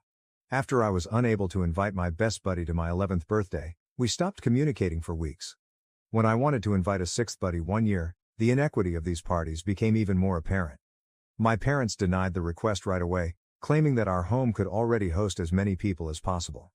Emma's pals and their mothers, who needed to supervise their daughters at all times, were able to find space nonetheless. My parents used their go-to justification that girls require extra supervision to brush off my worries when I brought up the fact that my pals arrived alone. Emma's friends and their mothers, meanwhile, occupied our entire living room and treated me like a guest at what should have been my birthday. On multiple occasions, I plucked up the nerve to propose holding separate parties. Every time I tried, my parents would cut me off with prepared answers about Emma's challenging past. They would bring up her terrible beginning in life for the 100th time, utterly disregarding the fact that they were making a difficult present for me by consistently denying my feelings, or they would tell me that she didn't know her true birthday, as if that somehow justified taking over mine. I always felt bad about bringing up the topic in these chats, as if I were being selfish for wanting a day to myself. I eventually gave up arguing over my birthday.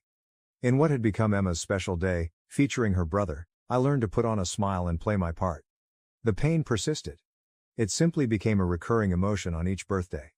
Emma unwrapped twice as many presents than I did during these parties, and I would sit silently in the corner and try to look joyful while family members swooned over her and hardly acknowledged me. Finding my passion for making things with my hands was the one silver lining in all of this. Making a pencil holder out of an empty cereal box one dull afternoon was the beginning. Before long, I was turning a variety of everyday objects into works of art. Bins of gathered materials, such as broken jewelry, plastic bottles, and old newspapers, anything I could repurpose, filled our garage, which became my go-to spot. I watched do-it-yourself videos for hours on end, learning new ways to make everything from elaborate jewelry to gorgeous wall hangings. My works, which were solely mine and which Emma was unable to share or take over, gradually filled my room. By my early 20s, what began as a therapeutic pastime in my teens had developed into a lucrative internet business. I worked a day job at a local coffee shop and spent many hours improving product images, writing descriptions, and running my online store. Social media users began taking notice of my handcrafted goods, and soon I had loyal clients from all across the nation. With cabinets brimming with supplies, and a special shipping station in what should have been my dining room, my tiny apartment was transformed into a workshop. My funds ultimately allowed me to create my own physical store after 3 years of meticulous financial planning, working overtime, and reinvesting nearly every penny of earnings. I discovered the ideal location, a former boutique with exposed brick walls and lots of windows in a bustling shopping area. 2 months ago I signed the lease, and in my free time, I designed exhibits, planned the store layout, and planned a grand opening event. This was meant to be my chance to shine, to prove to everyone that the boy who sat in the corner on his birthdays had accomplished something meaningful. I even engaged a local photographer to capture the entire occasion. My folks reacted in a predictable way when I told them about the store opening. After 5 minutes or so of their seeming excitement, my mother revealed that Emma was graduating from college at the same time. They suggested that we combine the opening party with Emma's graduation celebration before I had even finished outlining my preparations. My dad nodded as though this was the most sensible notion ever, and my mom remarked, "Think about it, we can invite everyone once instead of making them come to 2 separate events." The irony of attempting to combine my milestone with Emma's once more went unnoticed by them. I declined right away, stating that I wanted my accomplishment to be the main focus of this celebration. When I resisted, my parents seemed surprised, as if they didn't understand why I wouldn't want to share this moment with them. Using their tried and true guilt-tripping strategies of making things easy for everyone, they persisted in pressuring me, accusing me of being selfish and challenging. They used the same expressions they had used when I was a child. "It's only one day, and why can't you be more understanding?" But this time was different. I had worked alone for years to establish this business, staying up late to fulfill orders, interacting with challenging clients, and learning every aspect of business management by making mistakes. I firmly said that this event would exclusively be about the debut of my store. They were no longer successful in making me feel bad. My parents became irate and said they might not attend the opening at all when they saw that I wasn't going to back down. I told them that was their decision for the first time in my life. I was left feeling bewildered and frustrated by the entire event. Instead of being proud and encouraging, they were attempting to minimize my achievement by making it about Emma once more. Here I was, their kid, accomplishing something important all by myself. They didn't think I deserved a celebration of my own, even though I was an adult with my own company. I was no longer a 6-year-old who could be persuaded to share his wonderful day, but the same patterns from my early years were reoccurring. Regardless of who came to celebrate, I made the decision that my store opening would be my time alone. Update 1. I got hundreds of answers after venting my unhappiness online, but one message in particular truly resonated with me. My parents had unwittingly given me the ideal opportunity for retaliation, someone pointed out. The more I considered it, the more obvious it became. A college graduation would inevitably be eclipsed by the opening of my business, especially when I could give everyone first dibs on my merchandise. Directly beneficial things always pique people's curiosity more. I agreed to my parents' proposal in a message rather than continuing to oppose the combined celebration. I informed them that I had changed my mind and that I believed they were correct to gather everyone for a single, large celebration. My parents were ecstatic at my seeming change of heart, likely believing that their guilt trips had won me over once more. I continued to be cooperative throughout all of the planning sessions, nodding in agreement as they talked about food possibilities and decoration ideas. As I had anticipated, my parents took full charge of organizing the celebration. They planned the catering, made arrangements with all of our family members and guests, and reserved a pricey location, all in keeping with Emma's graduation theme. Every choice, including the color scheme and the kind of music to be played, was created with Emma's preferences in mind. The invitation card served as the last piece of evidence that I had made the proper choice. The phrase celebrating Emma's graduation was printed across the top of these ornate, gold-bordered cards. Nowhere, not even in the small print at the bottom, was my store announcement mentioned. This was exactly what I had planned, but my parents undoubtedly believed I would be unhappy. Everyone in attendance would be completely taken aback by my revelation because they were all focused on Emma's accomplishment. During those weeks, I worked quietly to finish the details of my store debut and prepare my own contents. My parents had invited almost everyone, so the party location was just what you would anticipate. I couldn't have timed my announcement more perfectly. The bartender noticed me and gave me a fresh glass of champagne just after all the remarks but before the cake cutting. As I got up, everyone's eyes were on me, presumably anticipating another homage to Emma. While my parents were busy welcoming guests, I worked with the venue personnel to create my promotional materials earlier. I didn't need sentimental appeals or flowery wording, my declaration was direct. I just said that next month, after years of developing my online business, I will establish my first physical location. Groups gathered around me in a matter of minutes as people inquired about the store's location, the goods I would be carrying, and the exclusive deals I would be providing to friends and relatives.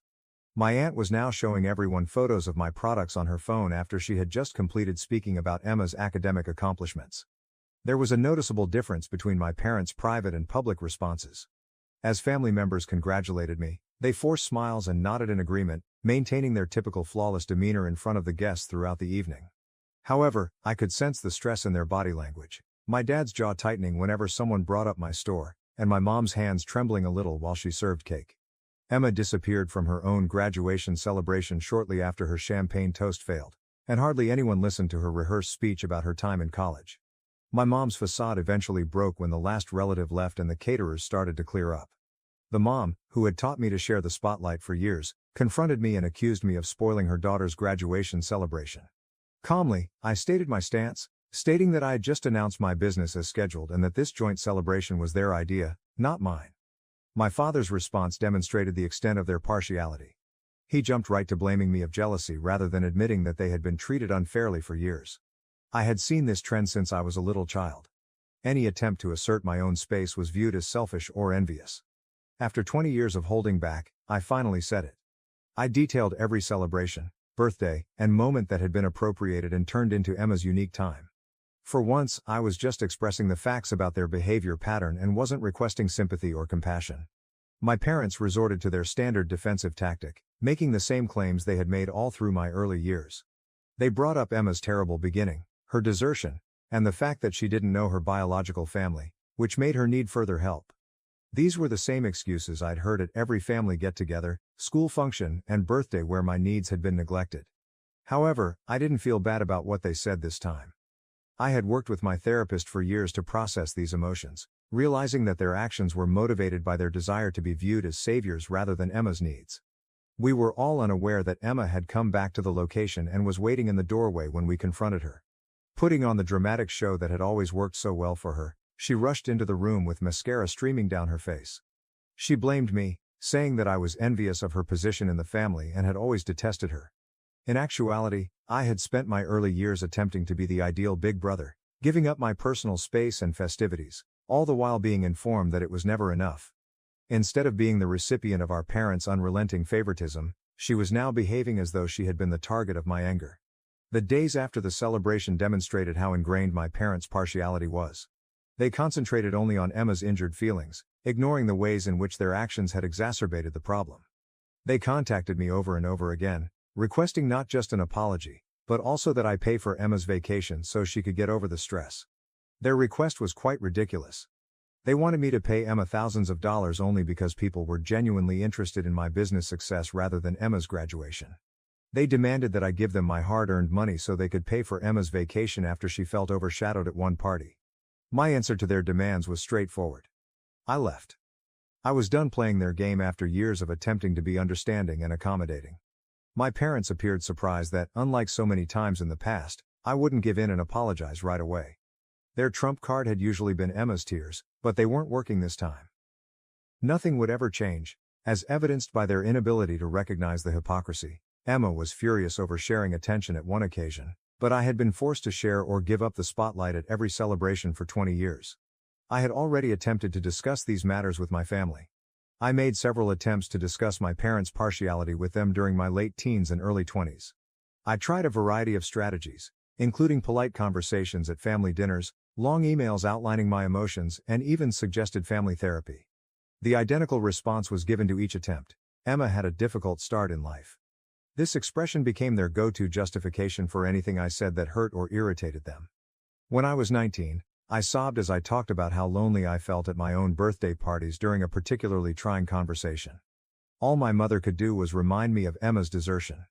I eventually came to terms with the fact that my parents couldn't see their own actions clearly after years of this habit. At the age of 21, I left their home and rented a modest apartment across town with the first earnings from my internet business. Our relationship has grown more surface level ever since. We occasionally visit one another at family get-togethers, send each other birthday greetings, and share significant life events, but there is no longer any genuine connection. No in-depth discussions or emotional exchanges. I've stopped expecting them to change or see things my way, but they still don't understand why I've separated myself and continue to blame me for not being more understanding of Emma's needs. Update 2. My parents surprised me with an even more absurd demand just when I thought they had had enough of the commotion surrounding the graduation party. They unexpectedly showed up at my flat prior to the big opening of my store. They sat uneasily on my couch at first, acting casual as they inquired about the store's preparations. However, they then disclosed their true motivation for coming. They wanted me to appoint Emma as the store manager.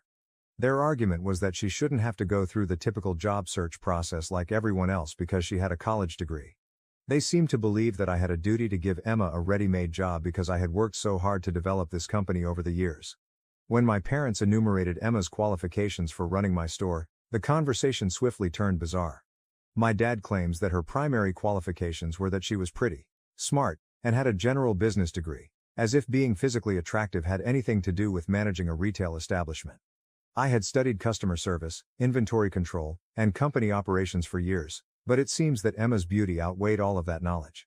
My mom didn't hesitate to suggest that Emma should also cut the ribbon during the store opening when I mockingly inquired if they wanted me to do anything more for their precious daughter. What was she thinking? Emma might feel less important at the graduation celebration, but it would make up for it. They believed Emma deserved more publicity, therefore they wanted me to give a management position in my company to someone who had no retail expertise and allow her to serve as the face of my store opening. However, this was no longer about birthday celebrations or toy swapping. This was my source of income, my career accomplishment, and something I had created on my own without their assistance. They reacted to my rejection in the same way they had always done. By manipulating my emotions. The guilt trips came first, followed by charges of selfishness and threats.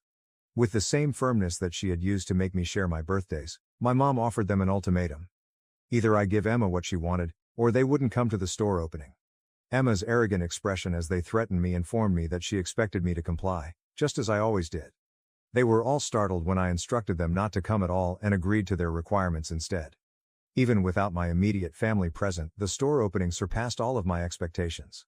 The room was crowded with my extended family, devoted clients from my internet business, and encouraging friends. I told my family members the truth without feeling ashamed or sorry when they nervously inquired about my parents' absence. Some expressed sympathy, while others were uneasy, but I didn't care about controlling other people's emotions in relation to my family's circumstances. After opening for several months, my store is doing quite well. Expecting me to come apologizing like I had so many times before, my parents tried their customary silent treatment, but now their silence is peaceful instead of terrible. To fit their idea of the ideal family, I no longer feel the need to shrink myself. Now to the next story. 5. Caught my wife cheating, moved on, and found new love, until my ex tried to run over me and my new girlfriend in a jealous rage. I've been a lurker on Reddit for a while, but today I finally have a story to tell. Since my life has been so chaotic, I haven't had time to write about it, let alone breathe, even though I've wanted to post this for months. I can now talk about what occurred to me now that everything has been resolved, and perhaps it will assist someone else avoid a similar circumstance. Allow me to introduce myself. I'm a 36-year-old man who married a 35-year-old woman named Carolyn for what I believe to be eternity. In the end, I will never be able to reclaim those 6 years of my life. At least I kept telling myself that our marriage wasn't awful. When we connected on Instagram, I truly believed I had struck gold. She seemed ideal, humorous, and beautiful. My early years were quite chaotic, so I was especially alert for warning signs. My dad was the victim of severe abuse from my mom, who would yell matches at 3 in the morning, throw plates all over the room, and basically take everything because he loved us and didn't want to leave. You can know that when I was dating Carolyn, I was constantly on guard. I spent 2 years scrutinizing every aspect of her life, including how she handled money, stress, and waiters, basically, everything you should look for before committing to someone. To be completely honest, she aced every test. She was compassionate, tolerant, and giving, qualities my mother lacked. I believed I had done my research, thoroughly examined her, and discovered a decent woman. I even recall telling my closest friend that I had finally ended my family's abusive cycle. I was mistaken about that one, man. But I'll talk about that later. We got married in a gorgeous ceremony, purchased a charming suburban home, and began what I hoped would be our happily ever after. I had no idea that I was about to enter a nightmare, albeit a distinct one from the one I had known growing up. About 2 years in, everything started to go south. I mean extremely south. Every month, like clockwork, we had huge blowout fights instead of being the couple everyone envied. It was also constantly over the most ridiculous stuff, like the dishes in the sink, my late work, her hanging out with her friends, or even the TV shows we watched. I really thought we could work things out, so I was working so hard to keep our marriage intact. This was the woman who would surprise me with weekend excursions and leave small messages in my lunchbox. How we had gone from that to her yelling at me because I had purchased the incorrect brand of coffee was beyond me. I recommended couples therapy because I'm the kind of man who thinks things should be fixed rather than thrown away. In fact, I pleaded for it. We attended exactly one session, and holy hell, what a fiasco that proved to be. Carolyn replied, "It's your idea, so it's your expense." So I selected a really competent therapist who specialized in married couples, scheduled all the meetings, and even paid for it out of my own pocket. The therapist began highlighting some communication problems and raising the possibility that Carolyn wasn't managing conflict in a healthy way. She cried uncontrollably, said the therapist was assaulting her, and vowed never to return. I was attempting to make her look crazy, she continued, calling the therapist a quack. I later learned that her father had passed away just before our arguments became increasingly heated. Grief does strange things to people, so I tried to be understanding, but she refused to talk about it, refused to receive assistance, and continued to get angrier and more aloof. Her yelling battles could wake up the entire neighborhood, but she never got physical or broke anything. On one occasion, our neighbors believed someone was being murdered and phoned the police. Carolyn was shouting at me because I had neglected to get her dry cleaners. We eventually settled into this strange pattern in which we essentially just shared a room and occasionally had sex. We would get up, leave for work, return home, have dinner while watching television, and then retire to bed. Repeat after rinsing. We hardly spoke anymore, which is the only reason the fights decreased in frequency. But I was still foolishly in love with her. That's sad, isn't it? I kept reminiscing about our early years, telling myself that we could return there with enough effort. I firmly believed in the for better or worse part of our marriage vows.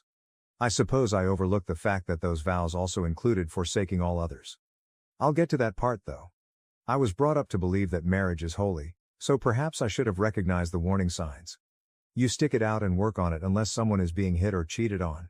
It turns out that I was unaware of one of those deal breakers that was about to happen. Allow me to explain how everything went wrong. I work at this dull corporate job, nothing special, just your average mid-level job, pushing papers and going to meetings all day. The kind where you're not important enough to fly first class, but you're important enough to travel.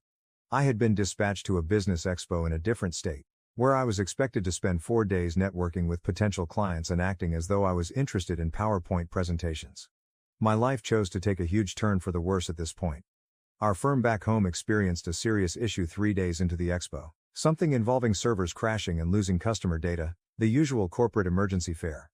Everyone was called back early by my supervisor. I quickly reserved the first trip home because I'm the devoted worker that I am, or perhaps I'm just a fool, you decide. I was thinking of this lovely, dumb concept. Do you remember the romantic reunions in films where the husband surprised his wife? Yes, I did believe that would occur. I planned this surprise during my whole Uber trip from the airport. I stopped at a posh florist and spent $80 on her favorite flowers, which were pricey purple orchids that she always said brought back memories of our first date. I even got her some champagne and some of her favorite high-end chocolates. I believed that this might be a new beginning for us. I thought that this impromptu gesture would remind her of the reasons she fell in love with me in the first place, since we had been acting so distant lately. With my chocolates and flowers, I felt like the greatest husband in the world when I arrived home at 2 p.m. Her car was in the driveway, which made sense because she worked from home on Thursdays, and the house appeared to be typical. However, I recall a few strange things, such as her favorite playlist playing from upstairs, which she only ever listened to when she was feeling particularly upbeat. Though I assume she had a buddy over for lunch or something, there were 2 wine glasses in the sink. God, I was such a fool. I was so eager to surprise her that I went right upstairs to our bedroom. Although I could hear other sounds and the music was growing louder, my brain was not comprehending what they meant. Do you remember the scene in horror films where everyone yells at the character to keep the door closed? That character was me. My world fell apart when I pulled open the door to my own bedroom and turned the doorknob. That 1 second turned every single pleasant memory, trusting moment, and I love you into ash. I will never be able to forget what I witnessed in that bedroom until the day I die. Beneath some strange guy in our bed was my wife, the person I had loved, supported and built a life with for 6 years. The same bed where I had hugged her after her father passed away, and where we had discussed having children in the future. She was acting as though I didn't exist and that our marriage meant nothing at all, not even attempting to keep quiet about it. As I stood there, a total moron, watching the flowers I had purchased fall to the ground and scurry like cockroaches when the lights are turned on. The man had the audacity to try to scurry past me like I was a doorman, and I will never forget this. I lost it while he was fumbling to put on his clothing and strewing things all over the place. Something inside of me shattered, perhaps because I saw him with my wife or because he believed he could simply walk away from ruining my marriage. My hand was around his throat before I even realized what I was doing. It wasn't a death grip, but it was a clear signal that he wasn't simply leaving. Instead of hitting him as you might think, I gave him 2 open-handed slaps across his face, resembling a dramatic housewife from a soap show. I'm still baffled as to why I didn't just punch him instead. After I caught him with my wife, the man's expression quickly changed from one of fear to one of rage, as if he were truly going to try to fight me in my own home. Can you fathom the sheer disdain and the audacity? He probably fed him stories about being single or separated, so I'm willing to wager he was unaware that Carolyn was married. He most likely believed that I was some sort of insane ex-boyfriend. I released him before the situation worsened, not because I was afraid, but because I immediately saw that this pitiful excuse of a man wasn't worth being charged with assault. It wasn't he who promised me anything. He didn't make a vow to love and care for me till the day we die. He was just another man who was unable to control himself. The true traitor was still in that bedroom, most likely considering how to deceive her way out of this situation. My entire body trembled as I turned back to Carolyn. The lady I had dedicated my entire life to for 6 years was there, fumbling with her bra as if it were a trivial annoyance. The purple orchids I had purchased were all over the floor, most likely crushed beneath the man's running feet. She said the mirror had better lighting, so I hung it up for her last Christmas, and I just stood there watching her get ready in it. She was also taking her sweet time, as if she hadn't just ruined our entire marriage. She was avoiding my gaze in the mirror, straightening her hair nonchalantly, and behaving as though she hadn't just ruined everything we had worked so hard to create. You want to know what this woman had the audacity to say to me after I literally caught her cheating? As if I were a door-to-door salesperson who had disturbed her day, she gave me this irritated look and asked, "Why are you even back?" Nada, I'm sorry, I can explain, or any of that nonsense about fundamental human decency. The fact that I came home early and caught her cheating, in our bed, in the house we bought together, the house where I paid the majority of the mortgage, actually annoyed her. Never in my life have I wanted to strike someone so much. In reality, my hand was twitching as I recalled how satisfying it was to slap her affair partner, but I just stood there, immobilized, while she had the audacity to mutter under her breath, "You weren't supposed to be back," as if I were to blame for her early return home or that I should have called ahead to arrange a convenient time to catch her cheating. This woman's sheer outrageousness, 6 years of marriage, and this is what it meant to her. A small hiccup in her fun-filled afternoon. Do you realize what's truly broken? While all of this was going on, I could see our wedding picture on the nightstand. The same bedside table where she had placed the breakfast I had prepared for her the previous weekend. She had been telling me she was too tired for sex in the same room for the previous 3 months, but she obviously had plenty of energy for this stranger. Like a fool, I stood there thinking about all the late nights at work she had told me about, all the girls' nights out, and all the times she had mentioned going to see her mother. What was the duration of this? How many men had shared my bed with me? Carolyn was by no means finished talking, so I was about to find out. Then this woman, this nasty jerk, went totally crazy. As though I had just blown apart our marriage, she began yelling at me. "You weren't expected to return," she screamed, her face turning red and splotchy, just like when we fought. "You are to blame for this. You wouldn't have seen this if you had simply informed me that you were returning home. This woman would have earned an Olympic gold medal for her mental gymnastics. She even had the audacity to accuse me of being the one who discovered her infidelity. But hold on, things will improve. You declined my request for an open relationship, she screamed, as if it somehow justified her actions. Yes, 6 months prior, she had asked me once in a drunken chat, and I had declined since I was a monogamist. Apparently, that meant she should do it anyhow, in her deranged thinking.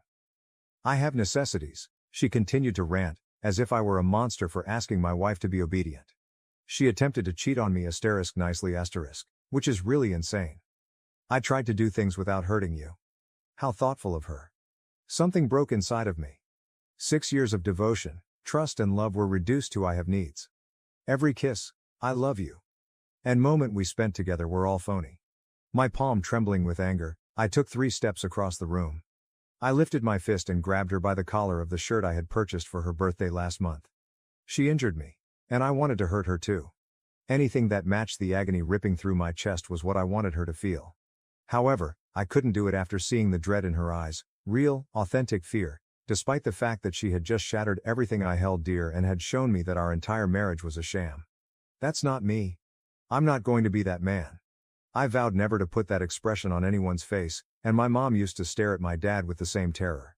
So with my hands still clenched but lowered, I moved back and released a go of her shirt. To let her feel even a small portion of my suffering, the dark side of me still wishes I'd given in to that anger. Not because she didn't deserve it, but because I deserved better than to become what I've always feared. I'm glad I didn't. There I was, standing in my own bedroom, looking at this stranger in my wife's face while surrounded by crushed purple flowers. This was how our 6-year marriage ended, with her accusing me of being the one who discovered her infidelity. Standing there now was the woman who used to kiss me goodbye every morning, accusing me of failing to phone ahead to arrange for my discovery of her affair. This woman changed identities faster than a TV station the moment I released her top. She was suddenly no longer afraid. No, in all of this, she was now the victim. Really, you were going to hit me? As I turned to leave, she yelled at my back. This is the precise reason I no longer love you. You're not a man at all. She continued to speak, yelling every possible abuse as she followed me down the corridor. After 6 years of marriage, she was attempting to make me the antagonist in this tale. It was very convenient for her to go from shivering in terror to yelling abuse at the man she had just accused of hitting her. I didn't realize she wanted me to strike her until I spoke with my friend later that evening. Do you think that's possible? In order to transform herself from the unfaithful wife into the mistreated husband, she wanted me to lose my cool and give her something she could use against me. She most likely had it all figured out. She would cry about her violent husband, run to the police with a battered face, and take half of my belongings and my monthly alimony payments. I was being lured into domestic violence by the same woman who used to bring me soup when I was ill. In a weird way, the manipulation was almost impressive. I needed to leave that house. It practically smelled of treachery throughout the entire area. In our bedroom, on our linens, and in the air, their colognes and fragrances were blended together. The aroma of another guy had contaminated the same bed where I had comforted her during panic attacks. I took my keys and money and went for a drive. I found myself at my friend Mark's house. I'm grateful for Mark. After glancing at my face, he pulled out the whiskey. Mark understood precisely what I was getting into because he had already been divorced. He said it like it was. I had to get a lawyer as soon as possible. Here's the worst part though. Carolyn was working part-time at a boutique, essentially pretending to have a profession, while I was earning 6 figures.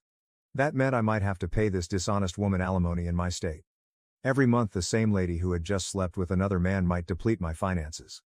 That's the weird thing about the legal system, even if you are the one who is cheated on, you still have to pay for it. However, Mark, being the astute jerk that he is, pointed out that adultery might alter the alimony figures. Keep a record of everything, he advised. Every email, text message, and receipt. Anything that would show she was cheating on you. In this program, there is finally some good news. Perhaps I won't have to pay for her affair partner's dates after all. My mind was still racing. I had been a contented husband and father organizing a surprise for my wife just that morning. I was now sitting in my friend's living room, searching for divorce attorneys on Google while attempting to keep my stomach from turning up whenever I thought about what I had just entered. I had no intention of attempting to mend our relationship in any way. I could be foolish enough to purchase pricey flowers for a wife who cheats, but I'm not foolish enough to overlook it. My phone started exploding when I was sitting at Mark's apartment, trying to take it all in. Carolyn allegedly made the decision to try to tear me down via text messaging because she couldn't control me in person. And holy, the things this woman sent me are unbelievable. Just last week, this woman texted me "I love you," with adorable little heart emojis. She was now providing me in-depth analyses that contrasted her affair partner's manhood with mine. In fact, she took the effort to explicitly describe in writing how much more effective he was in bed than I was. How I could never please her the way he could. How she had spent years pretending to be with me. Like she was writing a Yelp review for a lousy restaurant, she gave me an entire stinking novel detailing all of my sexual shortcomings, along with performance assessments and size measurements. After I caught her cheating in our own bed, she even had the audacity to tell me that her boyfriend had ruined her for other men, as if I would want her back. The best thing though. She was furious that I had destroyed her good thing. Do you think that's possible? As if I should have given them solitude or something, she was upset with me for interfering with her affair. She accused me of being selfish since I had ruined her chance at true happiness by returning home early without telling her. This woman was performing mental acrobatics that would have pleased Olympic judges. I'm glad Mark was there because he told me right away to take screenshots of everything. He kept shouting, "Document, document, document."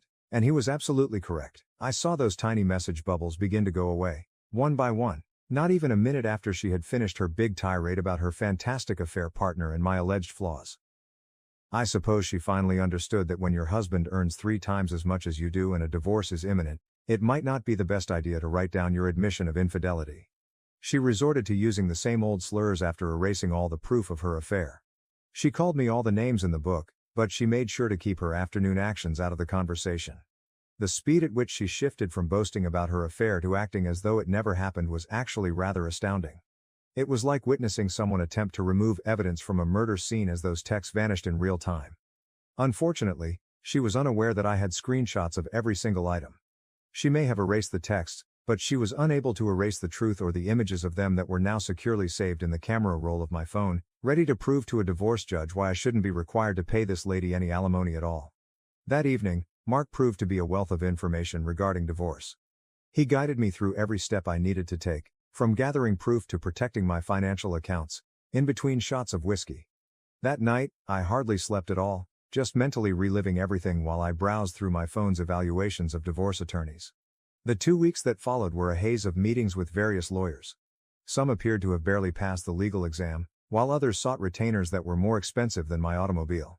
Finally, I came across Lucas, who didn't need me to sell a kidney to pay him and who seemed to genuinely care about my issue. Lucas really grinned when I showed him the screenshots of Carolyn's texting tantrum, and the photos of the condition of our bedroom. Although he was pragmatic, he acknowledged that we had a strong case to reduce or possibly do away with alimony. He cautioned me that regardless of the reason for the dissolution of the marriage, judges in our state have a tendency to favor the lower-earning spouse. Nevertheless, he pledged to fight for me until the death. To be honest, the first positive development since this horror began was simply having someone knowledgeable and supportive in my corner. Serving Carolyn with divorce papers was the exciting part that followed. Are you curious about what this woman did? For 3 weeks, she avoided the server by altering her schedule, acting as though she wasn't home, and even having her mother inform the server that she had relocated to Florida. She had likely not exercised honestly for months when the server finally caught her leaving a yoga session. She took the entire 30 days permitted by law to reply, even at that point. A move of pure hatred. She was aware that I was paying Lucas by the hour, so she knew precisely what she was doing, dragging everything out as long as possible. And Carolyn became the queen of petty once the proceedings really got underway. She claimed she couldn't locate bank statements that I knew she had, forgot to bring necessary paperwork to meetings, was late for every appointment and insisted on thorough inventory of every item in the house, down to the last spoon. These absurd settlement offers kept coming in from her lawyer. In addition to wanting my 401k in the house, she also wanted alimony. This woman, whom I found cheating on, asked for half of my retirement funds, which was really outrageous. The most annoying aspect? She was still seeing her affair partner, and we had been apart for months by this time. Yes, mutual friends told me about that. She is trying to make my life as unpleasant as possible while living her best life. She would abruptly alter her mind or make new demands whenever we were on the verge of reaching an agreement. She seemed to take sick joy in seeing me squander money on legal bills. I could almost hear her giggling all the way to her boyfriend's bedroom whenever Lucas had to answer one of her absurd proposals. I attempted to re-enter the dating scene while Carolyn was working tirelessly to prolong the divorce and deplete my finances. I went through a phase of hooking up with random women from dating apps, which isn't my proudest moment. Downloaded Bumble, Tinder, and other apps. I tried to persuade myself that this was what it meant to move on by having a few one-night stands. However, each subsequent morning felt worse than the one before. Every pointless hookup served as a reminder to me of why I had declined Carolyn's proposal of an open relationship. That way of life simply wasn't for me. I've always been the kind of guy who wants to have a genuine connection, exchange inside jokes, and wake up next to the same person every morning. I felt empty inside from the whole casual sex situation, as if I were attempting to fill a hole with the wrong form. Other than job, divorce paperwork, and failed hookups, I needed something to keep my mind busy. I used to read a lot, like stay up all night to complete a book, until Carolyn came along and life became hectic with 60-hour work weeks and monthly shouting bouts. I therefore chose to go to this small independent bookstore downtown one Saturday rather than browsing through dating apps or monitoring the emails of my lawyer. Cats napping in the windows, creaking wooden floorboards, and that wonderful old book smell, you know the kind. I felt totally disoriented as I stood in the sci-fi area because, obviously, the entire genre had changed while I was occupied with preserving my marriage. I'm referring to these big novels, series that were maybe 15 books long, and titles that I couldn't even pronounce. This woman next to me actually laughed. Not in a nasty way, just this gentle, delighted sound, which must have made me appear very pitiful, just staring at the shelves with this perplexed expression on my face. When I turned to face her, she simply smiled and asked if I needed assistance while holding this enormous book that might have been used as a weapon. I told her that I didn't know where to begin, but I was searching for some decent science fiction. The next thing I knew, she was teaching me the basics of contemporary science fiction while we sat in these comfortable seats in the corner. She was also quite enthusiastic about it. When she talked about her favorite novels, her eyes glowed, and she had the cute habit of tucking her hair behind her ear when she was thrilled about a series. A brief book recommendation evolved into a 2-hour discussion covering everything from contemporary space operas to classic Asimov. I told her about my old college faves, and she told me about a parallel universe series she enjoyed. For the first time in months, I had a meaningful conversation free of attorneys, divorce documents, and awkward Tinder pickup lines. I forgot all about Carolyn and the turmoil for those 2 hours. I was just a man discussing books with a stunning woman who genuinely seemed to be listening. I eventually plucked up the confidence to ask for her number after our spontaneous book club meeting. Something about her made me feel like a youngster again. Even though my hands were shaking as I put it in my phone. Pretty pitiful for a 36-year-old man. With her number, her recommendation for the 3 body problem and the first sincere smile I'd felt in months, I left that bookstore. It struck me how different our text exchange that evening seemed from all those pointless Tinder texts as I continued reading it again. Something genuine was there. I knew I had to disclose my ongoing divorce to her on our first actual date.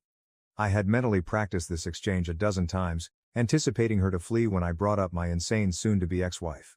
However, Emma, yes, that is her name, simply took a drink of her wine and replied, "Thank you for being honest. At least you are addressing your baggage, which we all have." As simple as that. No criticism, strange glances, or awkward attempts to divert the conversation. She also made the joke that she wouldn't have to question whether a man she was dating was secretly married if he was going through a divorce. Emma was just the opposite of Carolyn. Emma would explain things gently during conflicts, while Carolyn would yell. Emma freely gave Carolyn the attention she demanded. She showed genuine interest in my work, recalled little details about topics I had brought up weeks prior, and never once made me feel guilty about going through a divorce. I felt heard and seen for the first time in years.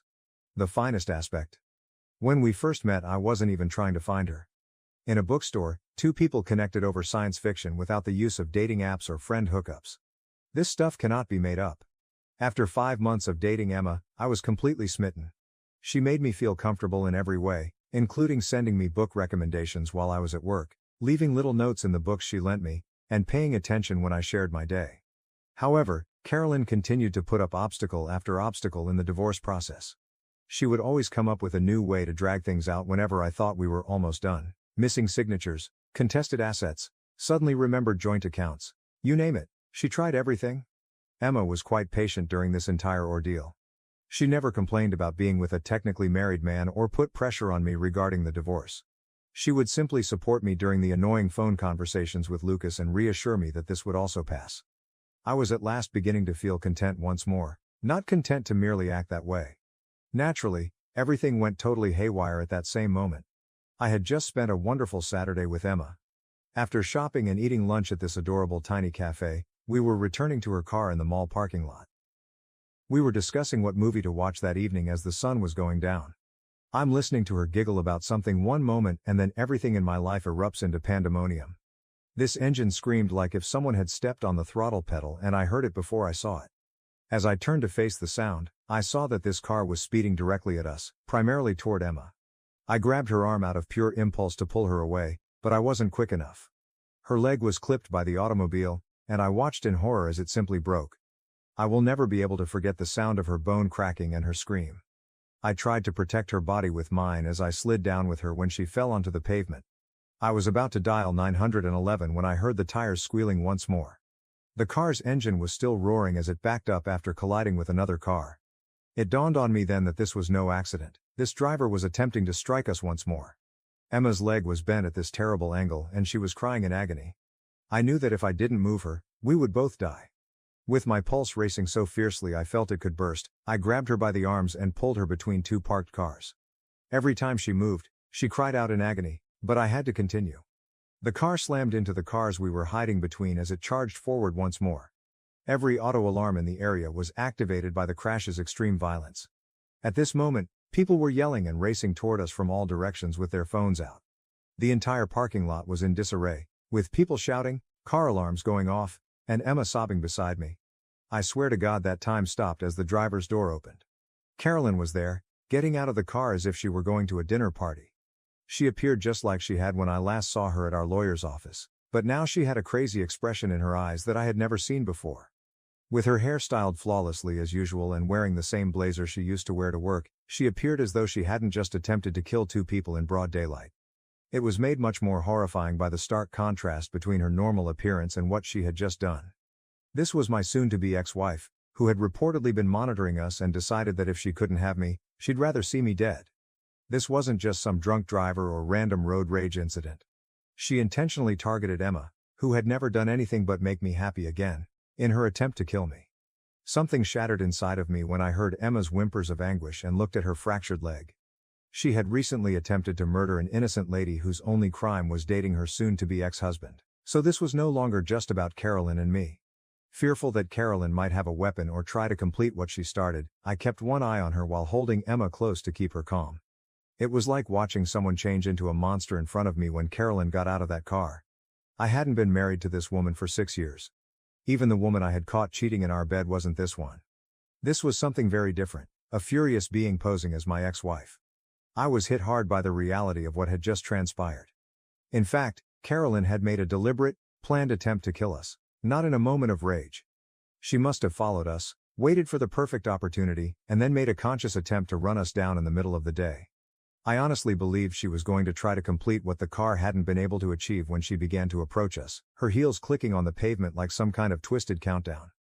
Except for her eyes, which were blazing with a fierce hatred I had never witnessed, not even during our most heated arguments, her face was utterly blank. Thankfully, she was seized by a man who looked like a linebacker before she could get to us. Like some furious animal straining against a leash, she continued to try to push forward even after that. While I was attempting to calm Emma and examine her wounds, I couldn't take my eyes off Carolyn. This lady had slept next to me for 6 years, sat across from me at innumerable dinners, and discussed starting a family with me. Now she was here, having just attempted to kill my girlfriend and me in a mall parking lot. My head was spinning from the difference between those two versions of her.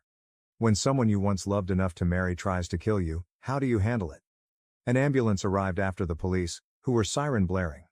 Emma was in excruciating pain as they loaded her into it, but she made an effort to grin at me to reassure me that she was all right. While the officers were handcuffing her, Carolyn lost all mental faculties. "It's only been a year, and you're already walking around with that asterisk, she screamed at the top of her lungs. Everyone around us recoiled at the sheer vitriol in her voice. In front of dozens of witnesses, she had just tried murder, and in her deranged mind, she somehow was the victim. That's when I realized how completely insane it all was. I genuinely walked in on this woman cheating on me in our bed with a male stranger. She was the one who violated our marriage vows, accused me of being the one who caught her, and, out of spite, prolonged our divorce. She is currently being detained for attempted murder while yelling about betrayal. Olympic-level mental gymnastics were displayed. She was acting as though I was the terrible guy for moving on after she ruined our marriage by infidelity. I felt as though I was in a distorted parallel universe as I stood there in that crowded parking lot, witnessing my ex-wife being crammed into the back of a police car while still yelling profanities and having my girlfriend's blood on my hands from where I attempted to assist her. My wife, who used to make me breakfast on Sundays and send me adorable texts while I was at work, recently attempted to kill 2 people in cold blood. What's the most absurd aspect? She really seemed to think she had a right to do it, as though I was the bad guy in this tale because I caught her cheating. I kept expecting Emma to tell me it was over every time I went to see her in the hospital. Who could blame her after all? His insane soon-to-be ex-wife wants to use her as a hood ornament 5 months after they started dating. Most individuals don't sign up for that kind of baggage. Because she had the misfortune of dating me, she had to endure months of physical treatment and had her leg in this enormous cast. When I informed her who the driver was, I was unable to look her in the eye. Instead, I just gazed at the hospital floor, waiting for the inevitable, "I can't do this anymore" reaction. "Well, at least we know she'll have plenty of time to work on her road rage in prison," Emma replied, just reaching for my hand. In fact, she joked about it. This woman was attempting to comfort me while she lay in a hospital bed with pins in her leg due to my ex-wife's attempted murder. She gave me a weird look when I asked her if she was certain she wanted to stay with me after everything. "Do you really believe that I will allow her to win? I'm going to walk again absolutely fine, and she's going to prison. I think I'm going to win this one." The office of the district attorney was obsessed with this case. It turns out that the entire event was captured in stunning high definition by many security cameras. The video was terrifying. Carolyn's automobile was the first to circle the parking lot, resembling a shark searching for food. She then parked and watched us for a bit. This, according to the DA, was important because it demonstrated premeditation. She didn't simply chance to see us and lose it. Instead, she tracked us, waited for the right opportunity, and made a conscious attempt to kill Emma. Before she shot it directly at us, they had video of her passing by our area at least 3 times. The security footage resembled a scene from a horror film. You could see how she waited until we were in the ideal position and then simply floored it as soon as she saw us. The first blow that shattered Emma's leg, Carolyn backing up for another attempt, and me pulling Emma between the cars were all captured on camera. According to the DA, it was one of the most obvious attempted murder cases she had ever seen. There is no place for justifications of heat of passion or transitory insanity. This was a cold-blooded, well-planned attempted murder that was captured on many cameras from various perspectives. The most bizarre aspect?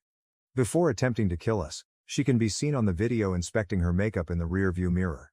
She is not trying to commit double homicide. Rather, she is merely adjusting her lipstick as if she were going to a business meeting.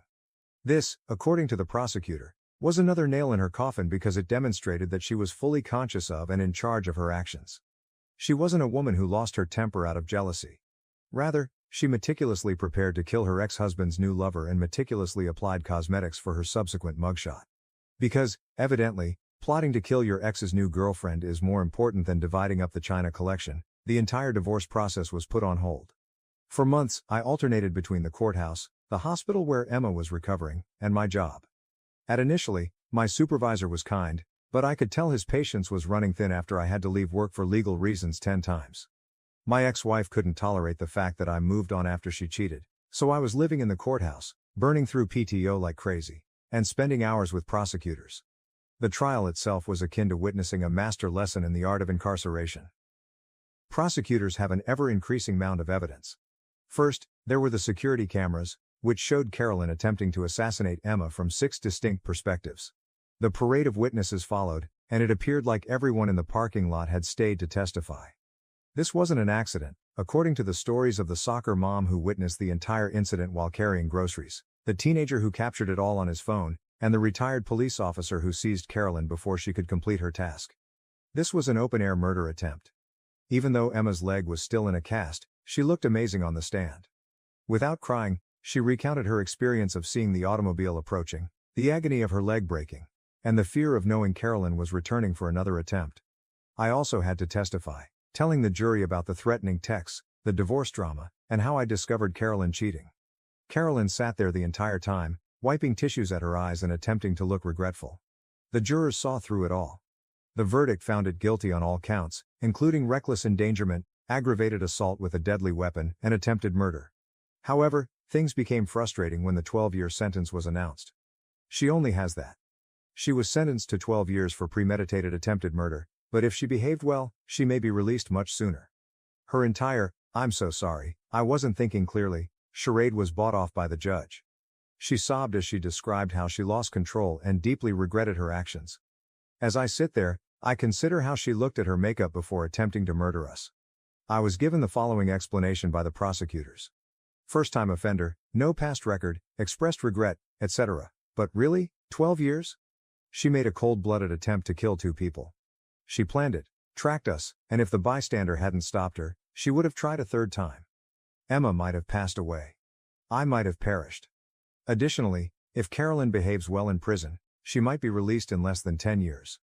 You can try to kill someone in front of dozens of witnesses and still receive a shorter sentence than a man caught using drugs, which is only one of the peculiarities of the legal system. What really grabbed me though? Carolyn actually had the audacity to turn to us during the sentencing process and apologize, stating that she wasn't herself that day, as if there were ever a time when it was acceptable to try to kill people in a parking lot. Emma refused to give her the satisfaction of an answer, instead just staring her down the entire time. Even though 12 years wasn't what we had hoped for, it was at least 12 years without having to peer over our shoulder in parking lots. It's funny how a judge's viewpoint on alimony can be significantly altered by a murder attempt. Following the criminal trial, the divorce process abruptly became quite straightforward. Carolyn, who looked amazing in her orange jumpsuit, had to attend via video link from prison. The judge quickly put an end to her lawyer's attempt to fight for part of my assets. It turns out that judges don't feel too sorry for spouses who attempt to kill their former partner's new companions. The court isn't in the business of rewarding attempted murderers with alimony, the judge actually stated, and I quote this. She received exactly everything she had before the marriage, her personal belongings, her clothing, and her jail commissary account. Her lawyer's expression was priceless as the judge turned down each and every one of their demands. No claim to the house, no alimony, no portion of my 401k, nothing. She ultimately played herself after spending months dragging out the divorce, making absurd requests, and postponing appointments. She may have gotten anything in the divorce if she hadn't tried to make Emma a speed bump.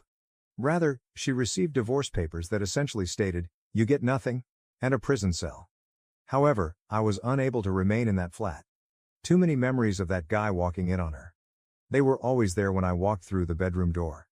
Emma and I discovered this fantastic location nearer to the city center. In fact, it's far nicer than my last apartment, has a great view of the city and, most importantly, the bedroom isn't haunted by the ghost of my cheating ex-wife. Emma is now completely recovered. It's hardly noticeable that her leg was ever fractured. She quips that since it permanently got rid of my psychotic ex, getting struck by a car was completely worth it. Dark humor, but whatever gets you through nearly getting killed is better, isn't it?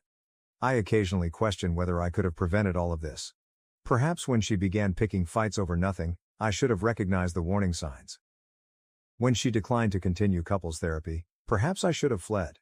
To be honest though, insanity doesn't always raise a giant red signal. Sometimes it goes unnoticed until it tries to kill your lover in a parking lot. I can say I'm truly happy now, at least. Since we met through science fiction books and are currently living our own wild story with a happy conclusion, Emma and I are discussing getting married next spring. Carolyn will undoubtedly go eventually, but that is the purpose of restraining orders. In addition, Emma's father, who teaches firearms, ensured that we both obtained concealed carry licenses in case Carolyn decided to attempt for a second round after she leaves. Document everything, be on your watch, and maybe stay away from mall parking lots if you're going through a divorce or have strange ex-partners. Additionally, if you're seeing someone new after a divorce, you might want to investigate their background first, or at the very least, make sure they're not the kind of person who would try to kill someone over a split. Reddit, I appreciate you reading my bizarre tale. I'm interested in reading all of your comments, particularly the ones about cars. I guess your ex-wife really drove that relationship into the ground, is Emma's personal favorite. Oh, and I still go to the bookshop with Emma. No, we no longer park in that shopping center. Now to the next story 6. My parents forged medical records to force me into surrogacy for my sister. I refused, they called me selfish and pressured my family to push me. I never imagined that I would be writing this post, but following last week's events, I need a different viewpoint. My parents abruptly contacted me after 13 years of little communication, stating that they needed to talk about something significant. Greg, 43M, my husband, was concerned that something odd might be happening, but neither of us could have foreseen what would happen. Emily, 44F, my older sister, has always been the family's golden child. As a child, it was obvious that she was everything my parents could have ever hoped for. Intelligent, athletic, attractive, and seemingly flawless. She was frequently praised by them, who referred to her as their perfect princess or golden apple. 2 years after Emily's death, I was an unexpected surprise. In my parents' perspective, being unexpected wasn't my only sin. I was born prematurely and had a severe cardiac issue that had numerous operations and ongoing care during my early years. Even though my grandparents paid for the majority of the medical bills that insurance did not, my parents never let me forget how much of a financial burden I was. We could have taken that vacation if we didn't have all these medical bills. Or Emily's college fund would be bigger if we didn't have to deal with your hospital stays, are examples of the passive-aggressive remarks they would make. Their treatment of us was a sharp and terrible contrast. My accomplishments were hardly recognized, but Emily's little victories were honored with parties and gifts. In high school, I recall winning a writing contest at the state level. Emily had a regular soccer practice that day, so my parents were unable to attend the award ceremony. The everyday small things that truly brought home to them how different we were from them weren't simply the significant events either. Emily was well aware of her status as a golden kid and made the most of it. Knowing that our parents would never support me, she would frequently bully me. When I was 12, I was shoved down the stairs by her after I unintentionally touched her science project. For weeks I had a huge bruise on my back. My mother's reaction? You should be more careful around Emily's things. That was it, just another reminder that I was less valuable than her possessions, with no care for my hurt or retribution for Emily. My only way out was to go to school, but even that was difficult. I struggled to stay up because I missed a lot of classes due to my health problems. While I was fighting to maintain mediocre grades in between medical stays, Emily was achieving straight A's and dominating in sports. The analogies persisted. Why aren't you more like Emily? Emily never struggles with her assignments. Emily doesn't cause us this much anxiety. I had figured out how to blend in as much as possible by the time I got to high school. That was simpler. Emily already had a ton of friends, was headed to a prominent institution, and was leading the ideal life my parents had always desired for their kids. In the meantime, all I was doing was surviving each day without feeling like a total failure. Going to college was the true turning point in my life. In order to move as far away from home as possible, I pleaded with my grandparents. They were the only ones who ever truly stood by me, and they understood, having seen the dynamic unfold for years. I selected a university that was several states away, and they assisted me with tuition and other costs. I met Greg when I was a college student. He was patient, compassionate, and truly interested in me as a person rather than as a weaker sibling, which set him apart from everyone else I had ever met. I felt appreciated and acknowledged for who I was for the first time in my life. After graduation, we were married and I believed that I could finally be able to achieve the family life I had always desired. Emily and my parents hardly noticed my wedding. They didn't send a card, they didn't come. I wasn't shocked, but it stung. I was embraced by Greg's family, and his mother even assisted me in choosing my wedding gown, something I had always dreamed of doing with my own mother. We made the decision to try for a child a few years into our marriage. Because of my cardiac condition, my doctors told me that getting pregnant would be quite dangerous, but we still wanted to try. The pregnancy was really challenging. Despite my many hospital stays and near-death experience during delivery, I barely survived and our son was born healthy. The physicians were very clear, I may die from another pregnancy. It was just too much for my heart to bear again. With our small family, Greg and I were happy. Away from my poisonous family, we had each other, our lovely boy, and a tranquil existence. My only communication with Emily and my parents was through sporadic phone calls and holiday cards. The separation was restorative. Then came last week. My parents contacted me, stating that they had an important conversation to have. I agreed to see them at their home against my better judgment. Greg accompanied me to provide assistance. They handed me an envelope and seated us down in their living room, the same space where they had repeatedly mocked and disregarded me during my early years. There was a letter inside, but it was a surrogacy agreement, not just any letter. Emily has been having infertility issues, so they wanted me to be her surrogate. They had already conferred with physicians and attorneys, prepared all the necessary documentation, and were presenting it to me as though it were final.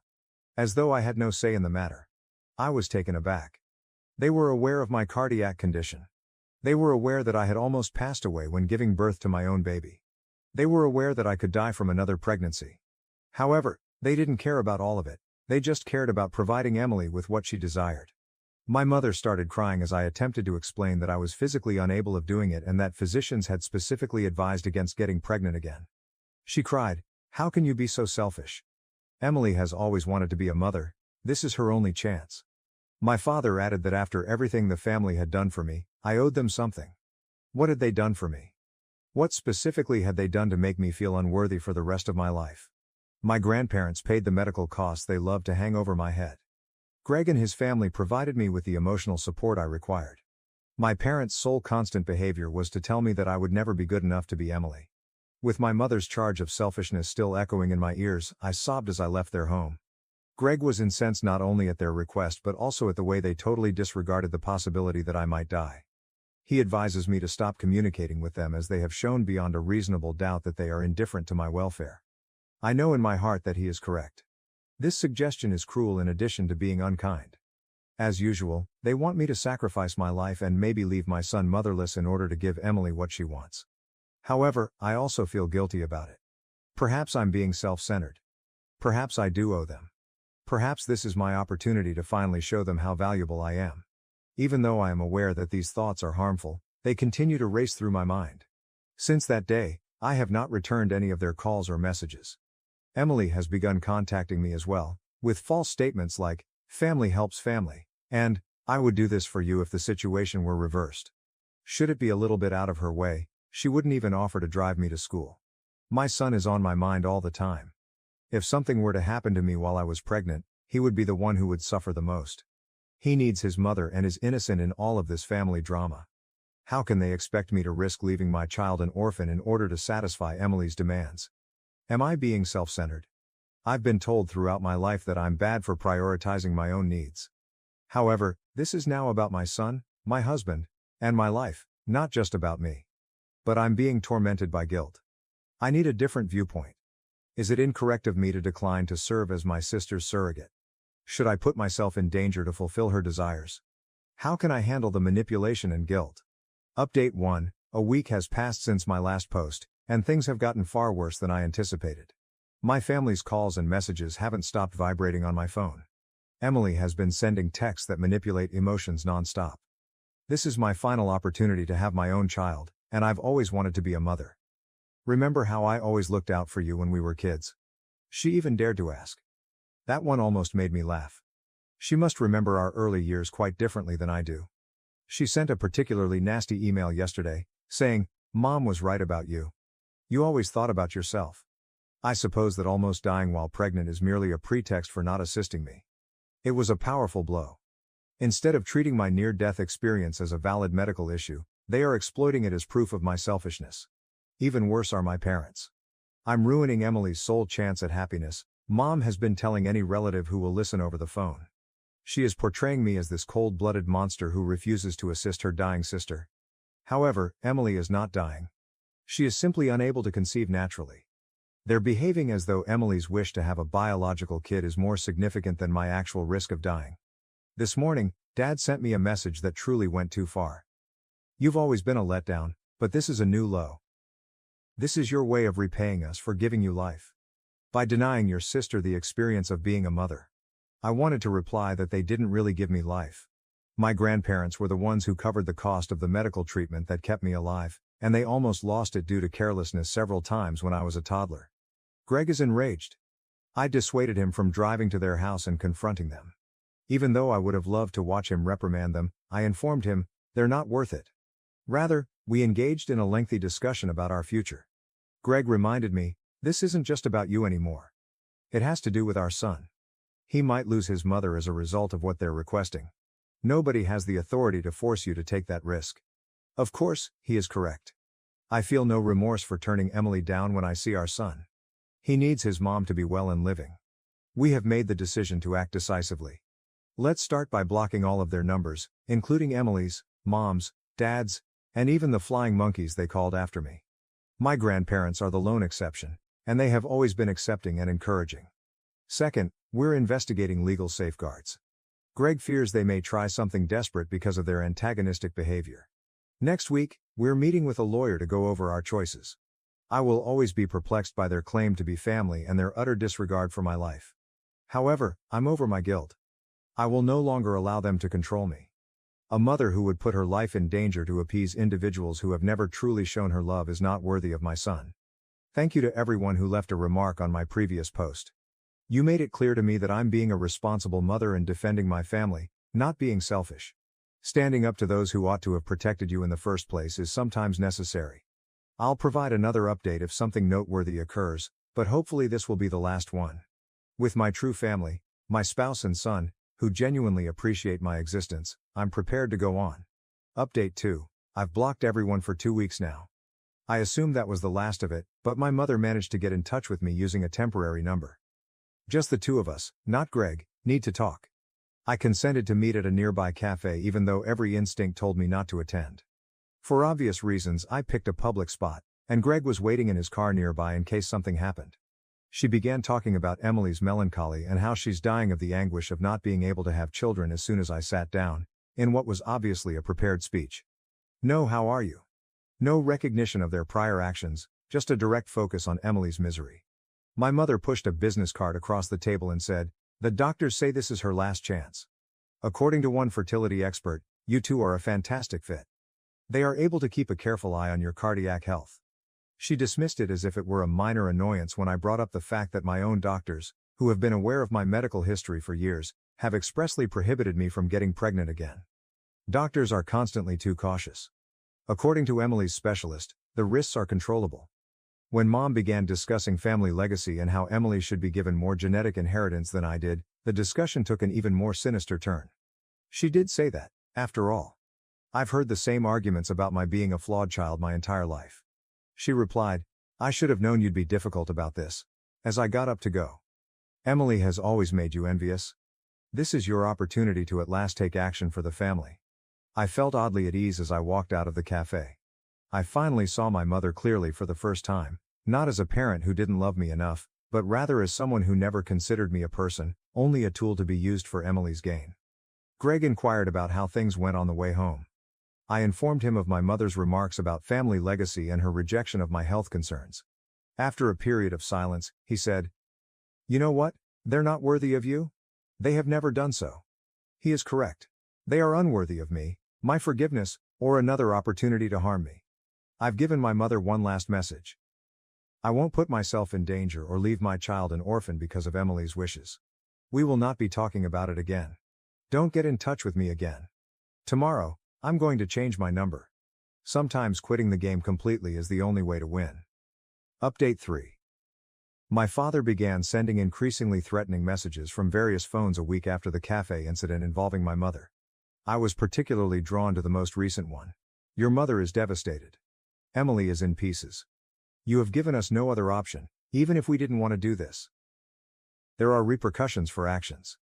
My grandmother's voice was tremulous when she called. "I heard your parents conversing with an attorney. They're looking for legal means to compel you to do this. They may use laws pertaining to family obligations and medical rights. Although they made reference to court orders and medical evaluations, I'm not entirely sure what they have planned. Evidently, they have persuaded themselves that they may be able to contest my own doctor's opinion because Emily's fertility specialist claims the risks are tolerable. They're even considering attempting to demonstrate that my reluctance isn't due to valid medical concerns, but rather to illogical family resentment. Additionally, my grandmother disclosed that Emily's 46-year-old husband is genuinely opposed to their plan. He believes that risking someone's life for this is crazy, but Emily and my parents have essentially cut him off from the conversation. That family at least has one sensible member. I called my doctor's office right away and asked them to implement additional security measures to lock down my medical records. I then got in touch with 3 different family law businesses. The first 2 expressed sympathy but stated that they would have to look into this peculiar circumstance. But the third one was just what we needed. When the lawyer heard the whole scenario, she became enraged. "They cannot legally compel you to serve as a surrogate. It would be considered reproductive coercion and would not be tolerated by any court. However, we must take the initiative." She is assisting us with creating cease and desist letters and preparing the necessary papers for a restraining order. Additionally, we are recording every message, phone, and contact attempt. According to the attorney, if we require legal protection in the future, we must establish a distinct pattern of harassment. The majority of our legal expenditures are covered by Greg's company's excellent legal insurance plan. "Even if it didn't, I would sell my car if I had to," he stated. "Last night," he informed me, "your safety is worth everything we have. The most bizarre aspect of it all is that they still act as though they are the victims and that I am the one who is acting irrationally.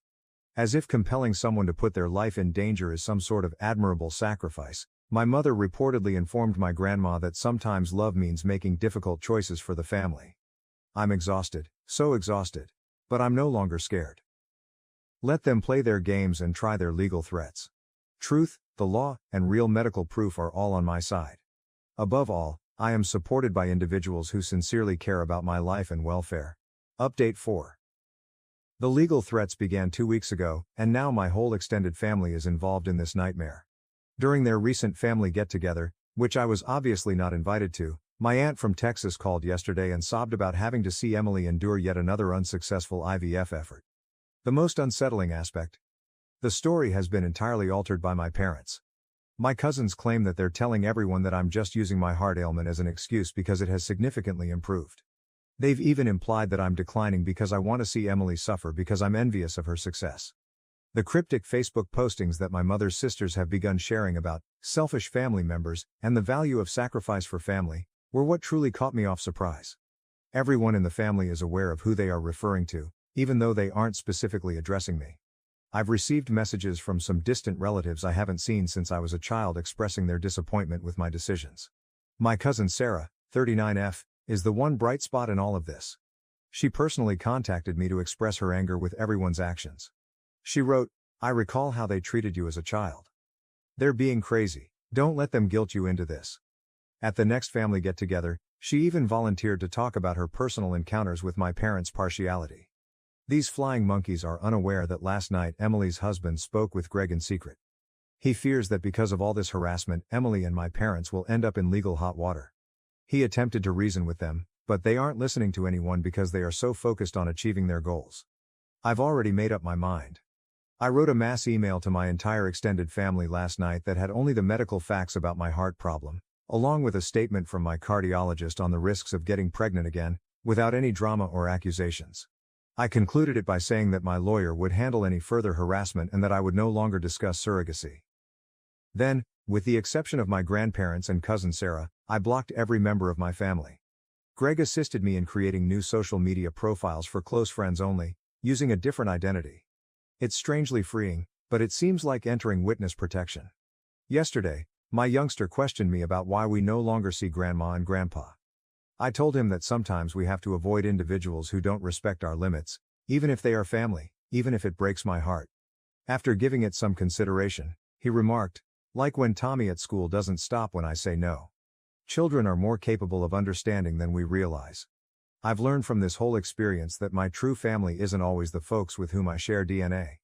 It's the people who love me without conditions, who respect my right to life and who cherish my presence above and beyond what I can do to others. Update 5. I sent out a bulk email to the extended family a month ago. The result was different from what I had dreaded, yet it was precisely what you would expect. Genuine peace is something I've never experienced before thanks to my new phone number and secret social media profiles. Through my grandma, I heard what is likely to be my mother's final message to me. You've let this family down for the last time. You put your self-interest ahead of Emily's happiness. You shouldn't anticipate being welcomed back. Oddly, I felt a tremendous sense of comfort instead of pain as I read those words. What I've understood all along, that my sole worth was what I could do for Emily, was now expressed aloud. This morning, my lawyer called to let me know that Emily was contacted by her fertility clinic. They wanted to make it clear that they had never authorized surrogacy agreements involving a person with my medical background. It seems that neither Emily nor my parents had ever brought up my cardiac ailment. This only serves to highlight their lack of concern for my well. The most unexpected result? No more worrying about family get-togethers, dread when my phone calls, or persistent feelings of inadequacy. I'm sleeping better than I have in years. Greg also noticed, saying, "I'm laughing more freely and smiling more."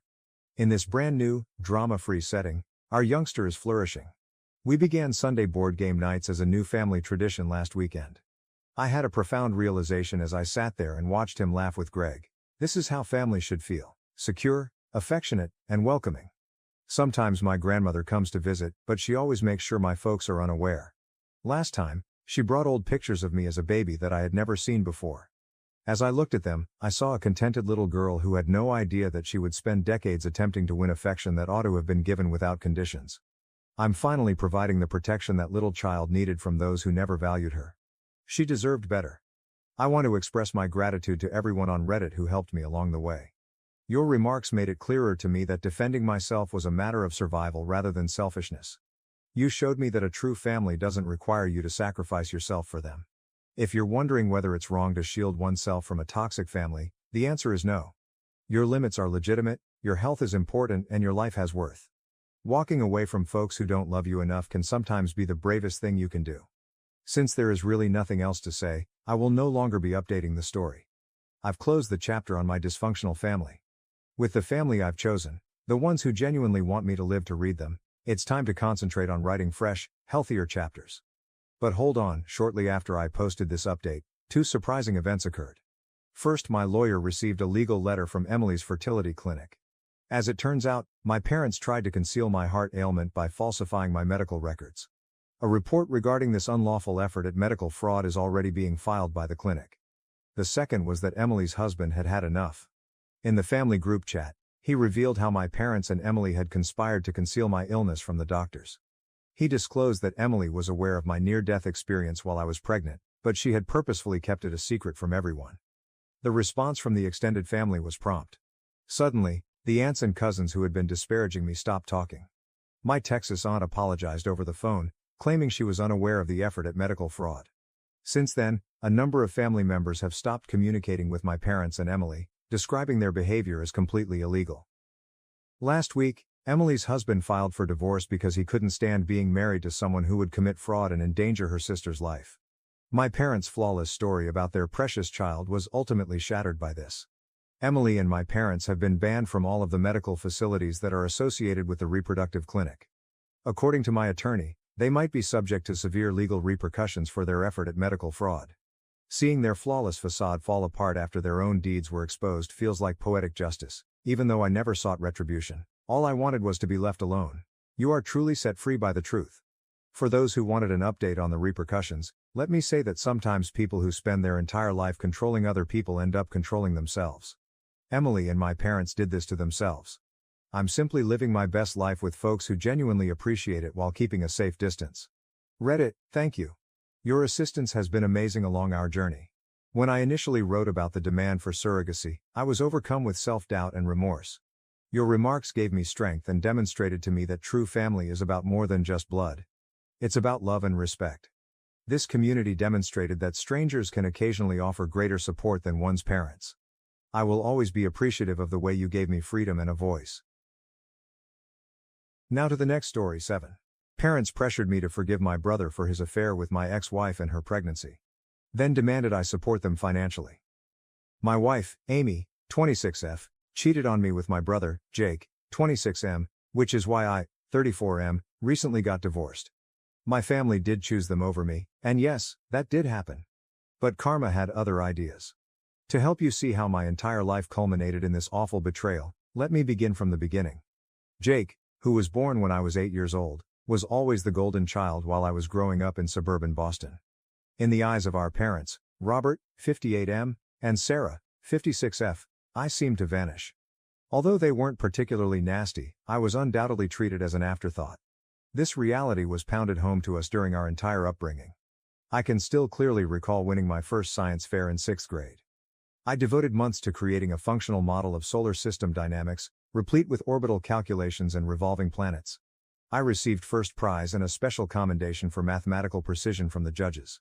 Jake had a t-ball practice, not even a game, just practice, so my parents didn't attend the ceremony at all.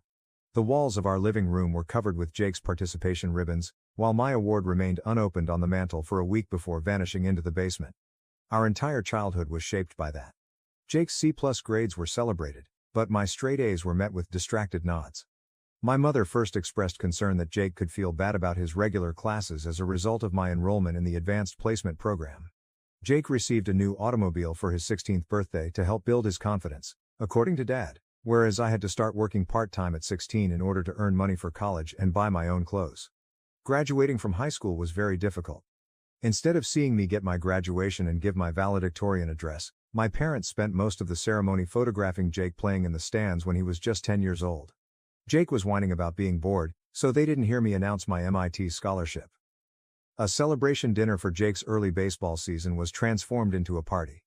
Because Jake seems a little down about all your achievements, Mom even encouraged me to tone down my presentation of my college intentions.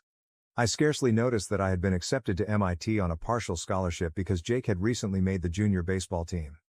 "That's nice, honey, but did you hear Jake might make a starting pitcher next season?" Mom said. I recall.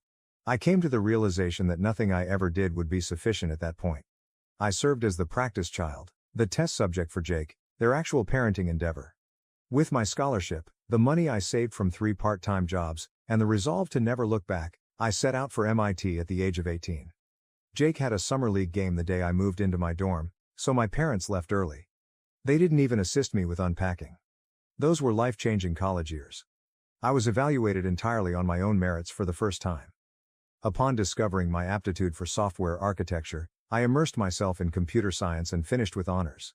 Several IT organizations were interested in my distributed systems optimization undergraduate thesis, and by the time I graduated I had received 5 job offers.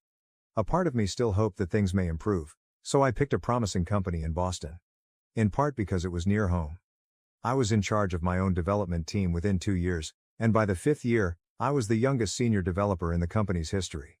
My folks were too busy assisting Jake with his 3rd college major change to really understand what I did for a job.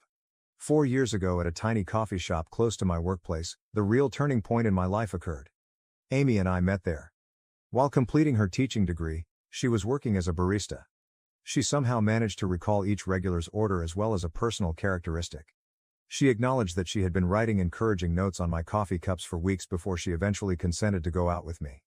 I hadn't even noticed because I had been so focused on my task. 6 hours were spent on our first date. We discussed everything, including our families, anxieties, and dreams. She seems to genuinely get my family's problems. When I informed her about my early years, she responded, "They're blind. They have no idea what they were missing." I felt like I was being seen for the first time. The following year seemed unreal. We prepared extravagant meals together, spent weekends discovering Boston's hidden bookstores, and went trekking in New Hampshire. She pushed me to go for a big promotion at work, helped me get ready for the interviews, and celebrated my success more than anybody else. She shed joyful tears when I asked her to marry me after 14 months, saying she had been hoping I would. At the time, I believed our wedding was tiny and ideal. When my family arrived, they talked about Jake's new job opportunity in California for the whole of the reception. In order to show everyone a text message from Jake regarding his second interview, Mom actually cut short Amy's father's toast. In hindsight, I should have recognized it as a warning flag, but Amy dismissed it with a laugh, stating that she thought their commitment to Jake was sweet. Our marriage was everything I could have imagined for 3 years. We began discussing starting a family, acquired a lovely condo in Cambridge, and took trips when we could. Amy made our house feel like the cozy, caring home I never had as a child by decorating it with pictures of our travels and planting a little container garden on our balcony. "We were a team," she constantly asserted. She would remark, "Us against the world." Then Jake got in touch last year. After failing to succeed in California due to the startup culture not being his vibe, he returned to Boston. He wrote me a lengthy email in which he expressed his longing for his older brother and his desire to mend our relationship after growing up. He wrote, "Families should stick together." After a week of contemplation, Amy urged me to give him a chance. "People evolve," she stated. "Perhaps they've come to terms with their losses." I decided to go out to supper with Jake against my better judgment. Although awkward, the first meeting showed promise. Jake seems to have grown up and become more self-aware. He stated he wanted to make atonement and acknowledged that he had had it easy as a child. A week later, I introduced him to Amy, and they clicked right away. Too well, as I would learn later. Everything appeared to be ideal at first.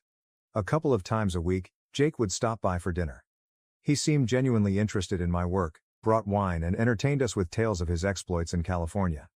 He even stood up for me when our parents began showing their customary partiality at Sunday dinners. In fact, I began to think that we might be biological brothers. Subtly, however, things began to change. Jake started unexpectedly visiting our home, sometimes while I was still at work. While she graded papers, Amy stated they were simply hanging out and that it was good to have company. He would remain for supper and use my coffee mug while chatting with my wife and making inside jokes. I chose to overlook the warning signs, which included their sudden silence when I walked into a room, Amy's phone abruptly turning to the side when I sat next to her, their knowing glances at dinner, and their coincidental meetings at the coffee shop or grocery store. The announcement of the pregnancy followed. We were eating dinner at home. Naturally, Jake was present when Amy broke the news. Although I was ecstatic, Jake's response ought to have told me everything. He was not in the least bit surprised. Rather, he smiled with a knowing satisfaction that made my stomach flip. Jake was there all the time after that. He would talk about how active he would be in our child's life, touch Amy's stomach without asking, and make remarks about the baby's future. Despite my efforts to organize a romantic baby moon trip, hubby inadvertently invited himself. He said, "The baby needs both of us," and Amy concurred. I still remember the night I found out. I had been lying awake, mentally reliving months of dubious events. Amy was on the nightstand charging her phone while she slept peacefully next to me. I had never once looked at her phone in our 6 years together. I was a believer in trust and privacy. But I had a need to know something. They had hundreds of communications dating back 6 months. While I was at work, we had secret meetings in hotels. Plans for their future together. Conversations about the infant, their infant. Soon after he returned to my life, they had begun sharing a bed. They had intended to tell me after the baby was born, assuming that I would be too attached to the child to leave, therefore the pregnancy wasn't an accident. I felt my world come crashing down, message by message, as I read every single message till dawn. I was seated in our reading chair with Amy's phone in my hand when she woke up. She was immediately aware of what I had found. She sobbed, "We didn't intend for this to occur." Jake and I simply clicked. He knows me better than you ever could. In fact, she spoke the most overused phrase in the history of affairs. "We were going to tell you, but we didn't want to worry you after I became pregnant." I called my parents that morning in the hopes that they would finally support me. I was astounded by their answer. Mom said, "Jake made a mistake, but he's going to be a father now. You must forgive him and act like the bigger person. Consider the infant. Consider the grandchild that was produced when their younger son was having an affair with the wife of their older son. They were also protecting him. Once more. There are some things that never change." That day, I called a divorce attorney and checked into a hotel. Amy took turns pleading for my pardon and condemning me for deserting our family. At work, Jake attempted to corner me by claiming that we needed to have a man-to-man conversation. I reported him for workplace harassment and had security escort him out. Going through a divorce was a nightmare. Amy and Jake claimed their affair started because of my emotional unavailability, portraying me as domineering and emotionally abusive. According to my parents' testimony, I had always been difficult, and had lifelong jealousy of Jake. Mom even blamed the mediator for the entire problem, saying that I should have been more considerate of Jake's demands. After that, I stopped negotiating. After we went to court, Amy managed to get a respectable settlement. It seems that in Massachusetts, having an affair with your husband's brother does not waive alimony. Small successes though, like preserving the condo and the majority of my pay. I am currently 34 years old, divorced and totally estranged from my family. I've changed my email, blacklisted their numbers, and told building security to never let them in. On certain days I find myself questioning whether there is any way I could have avoided this. If I'd been a better spouse, brother or son. However, I later realized that I wasn't the one who deceived everyone. Turning family against family was not something I did. It's said that everyone eventually experiences karma. I'm not sure if that's accurate, but I do know that I'm sick of being the family's scapegoat. Having to be understanding when everyone else gets away with ruining lives is something I'm tired of. I've lived my entire life as the one who is passed over, the second best option, and the afterthought. No more. However, just when I believed that things couldn't get much worse, they were about to get even more bizarre. Update 1. I assumed my family would finally leave me alone when I stopped communicating with them after the divorce. About a month has passed since everything happened, and I've been making an effort to concentrate on getting better and moving on.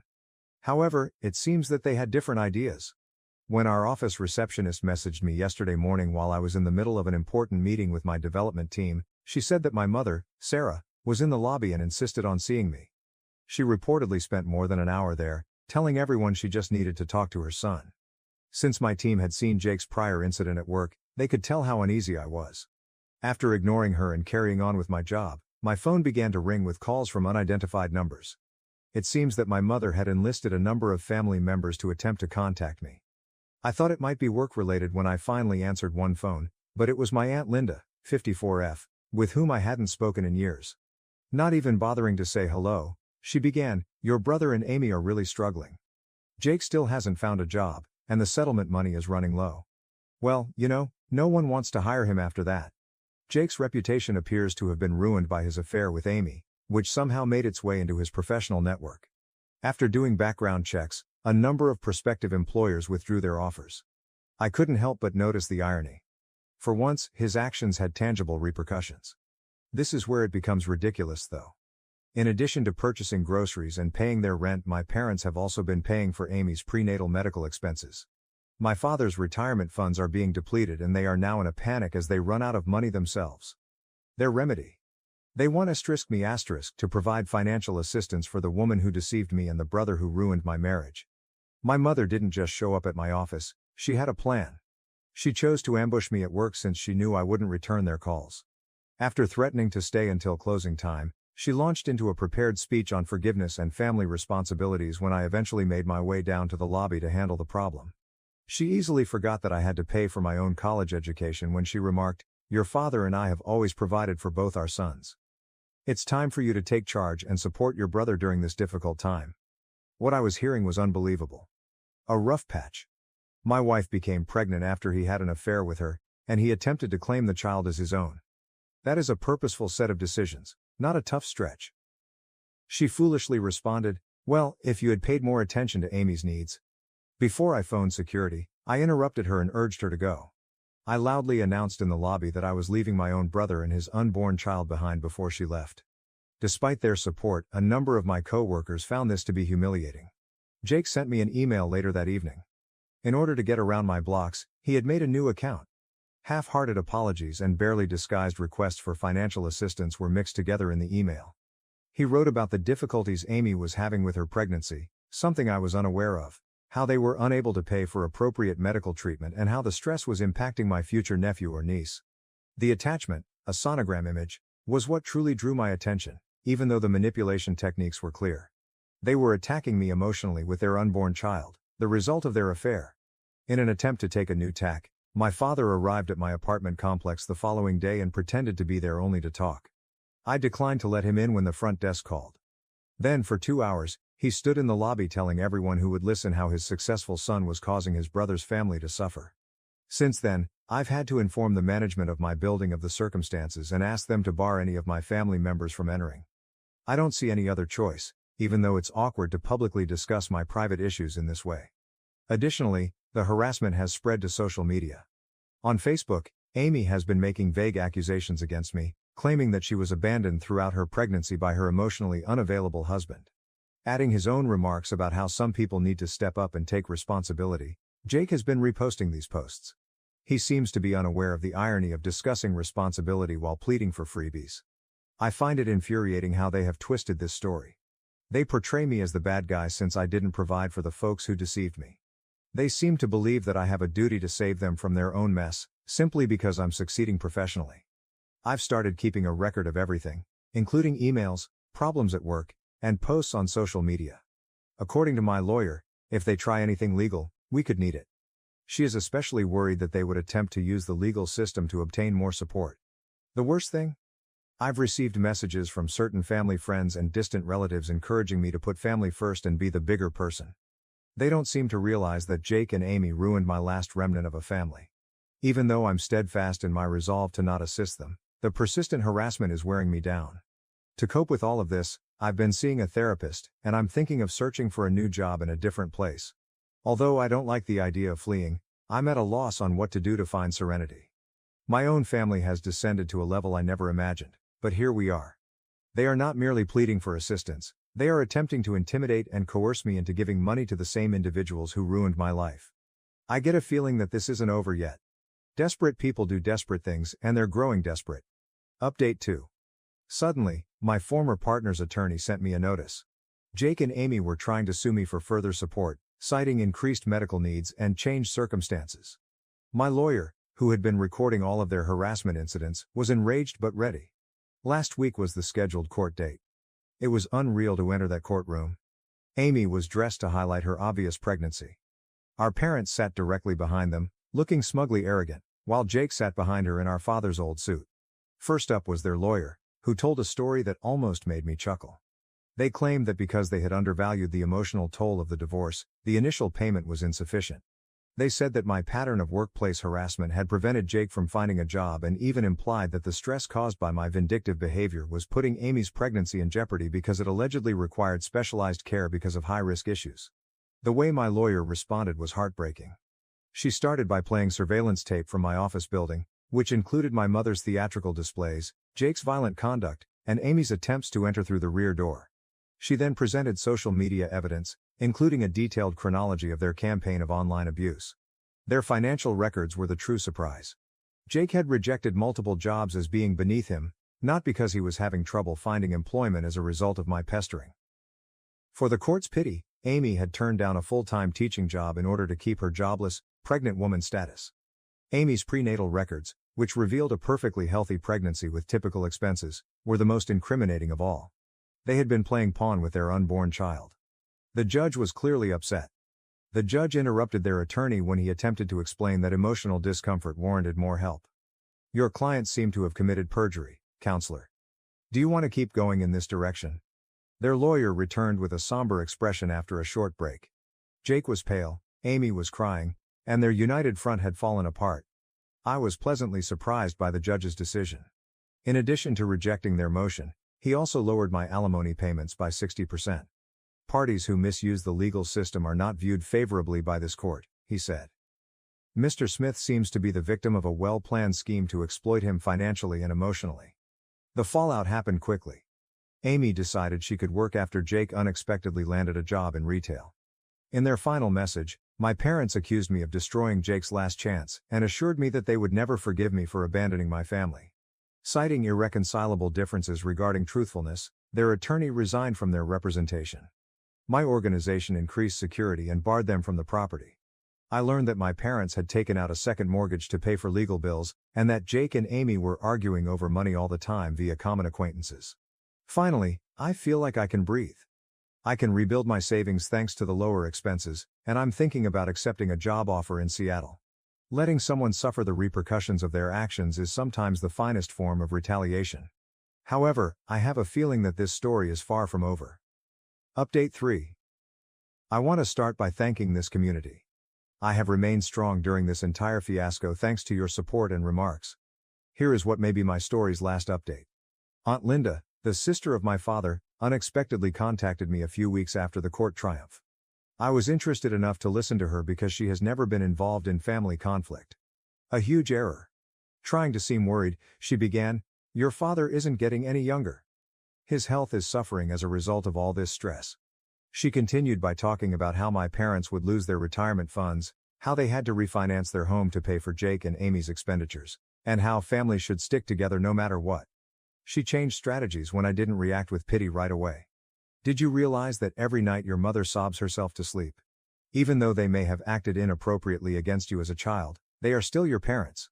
Jake remains your brother despite everything that has transpired. At last, I cut her off. What took place? Are you referring to the months he spent having sex with my wife, getting her pregnant and then attempting to claim the child as his own? That's what took place? I was astounded by her response. Well, perhaps you could have been more involved in your marriage. In fact, she attempted to place the blame for their affair on me, claiming that my jealousy of Jake as a child had produced a toxic environment that pushed them together. It was so ridiculous I laughed, really laughed. Another member of the family was attempting to deceive me into taking accountability for Jake and Amy's behavior. What's different this time? It didn't move me at all. Linda, I asked, why don't you assist them if you're so worried about their financial status? Your husband's legal practice is doing well, and you possess 3 rental properties. Why am I the only one who is supposed to stand by them? That was different, she sputtered, adding that I had a special obligation as Jake's brother. She said she didn't want to take sides when I asked her why she hadn't stepped in during all of this. But now you're picking sides, I said. You decided to come to me and demand that I pay for their consequences rather than admit the harm they caused. She then revealed what she believed to be her secret weapon. Your father is thinking of retiring early because of stress. The house may need to be sold. Is seeing your folks lose everything because you're too proud to assist what you want? I said, no, Linda. They're losing everything as a result of their decision to condone Jake's actions once more. They, like Jake and Amy, are paying the price for their own decisions. And what do you know? I'm not responsible for fixing that. When I'm older and alone. Family is all we have in the end, she emphasized, threatening that I will regret this. No, I replied. Self-respect is all we have in the end, and I'm finally choosing to keep mine. In addition to blocking her number, I hung up. Her call, however, had the unanticipated benefit of providing me with clarity. I felt truly free for the first time from the obligation and guilt that had plagued me since I was a young child. I accepted the Seattle job offer later that day. The change of location feels appropriate, and the firm is providing a substantial promotion. I'm starting over and selling the condo. Yesterday, my coworkers threw me a farewell party. I learned what true support looks like from these individuals, who supported me during the darkest months of my life. With the straightforward statement, "Your worth isn't determined by those who couldn't see it," my closest colleague gave me a card that was signed by everyone. I've discovered that family is about mutual support, respect and trust rather than blood. The friends who supported me, the coworkers who shielded me, and ultimately, myself, proved to be my true family. I'm done. To my parents, Jake, Amy, and now Linda. Your decisions brought you to this point, and you are responsible for the results. I'm not available to be your ATM or your scapegoat anymore. For my part, I'm excited for my new life in Seattle. I'm thrilled about the initiatives that await me at my company's renowned West Coast location. More significantly, I can't wait to create a life in which I'm respected for who I am rather than compared to someone else's golden child. Writing my last post from an empty condo, surrounded by stacked boxes, seems oddly appropriate. I start driving west tomorrow. I'll be looking back on my past life, with all of its suffering and familial strife. Yes, their baby was born last week, in case you were wondering. No, I haven't contacted anyone or seen any pictures. I've closed that chapter of my life. Again, I want to thank Reddit for supporting me over this trip. When I was having self-doubt, your encouragement and counsel kept me going. Anyone going through a similar situation should know that their value transcends their family's treatment of them. Walking away is sometimes the most self-loving thing you can do. It's time to go. Cheers to fresh starts. Thank you for watching. If you haven't subscribed yet, please do so and hit the notification bell to stay updated with more shocking real-life stories happening around you.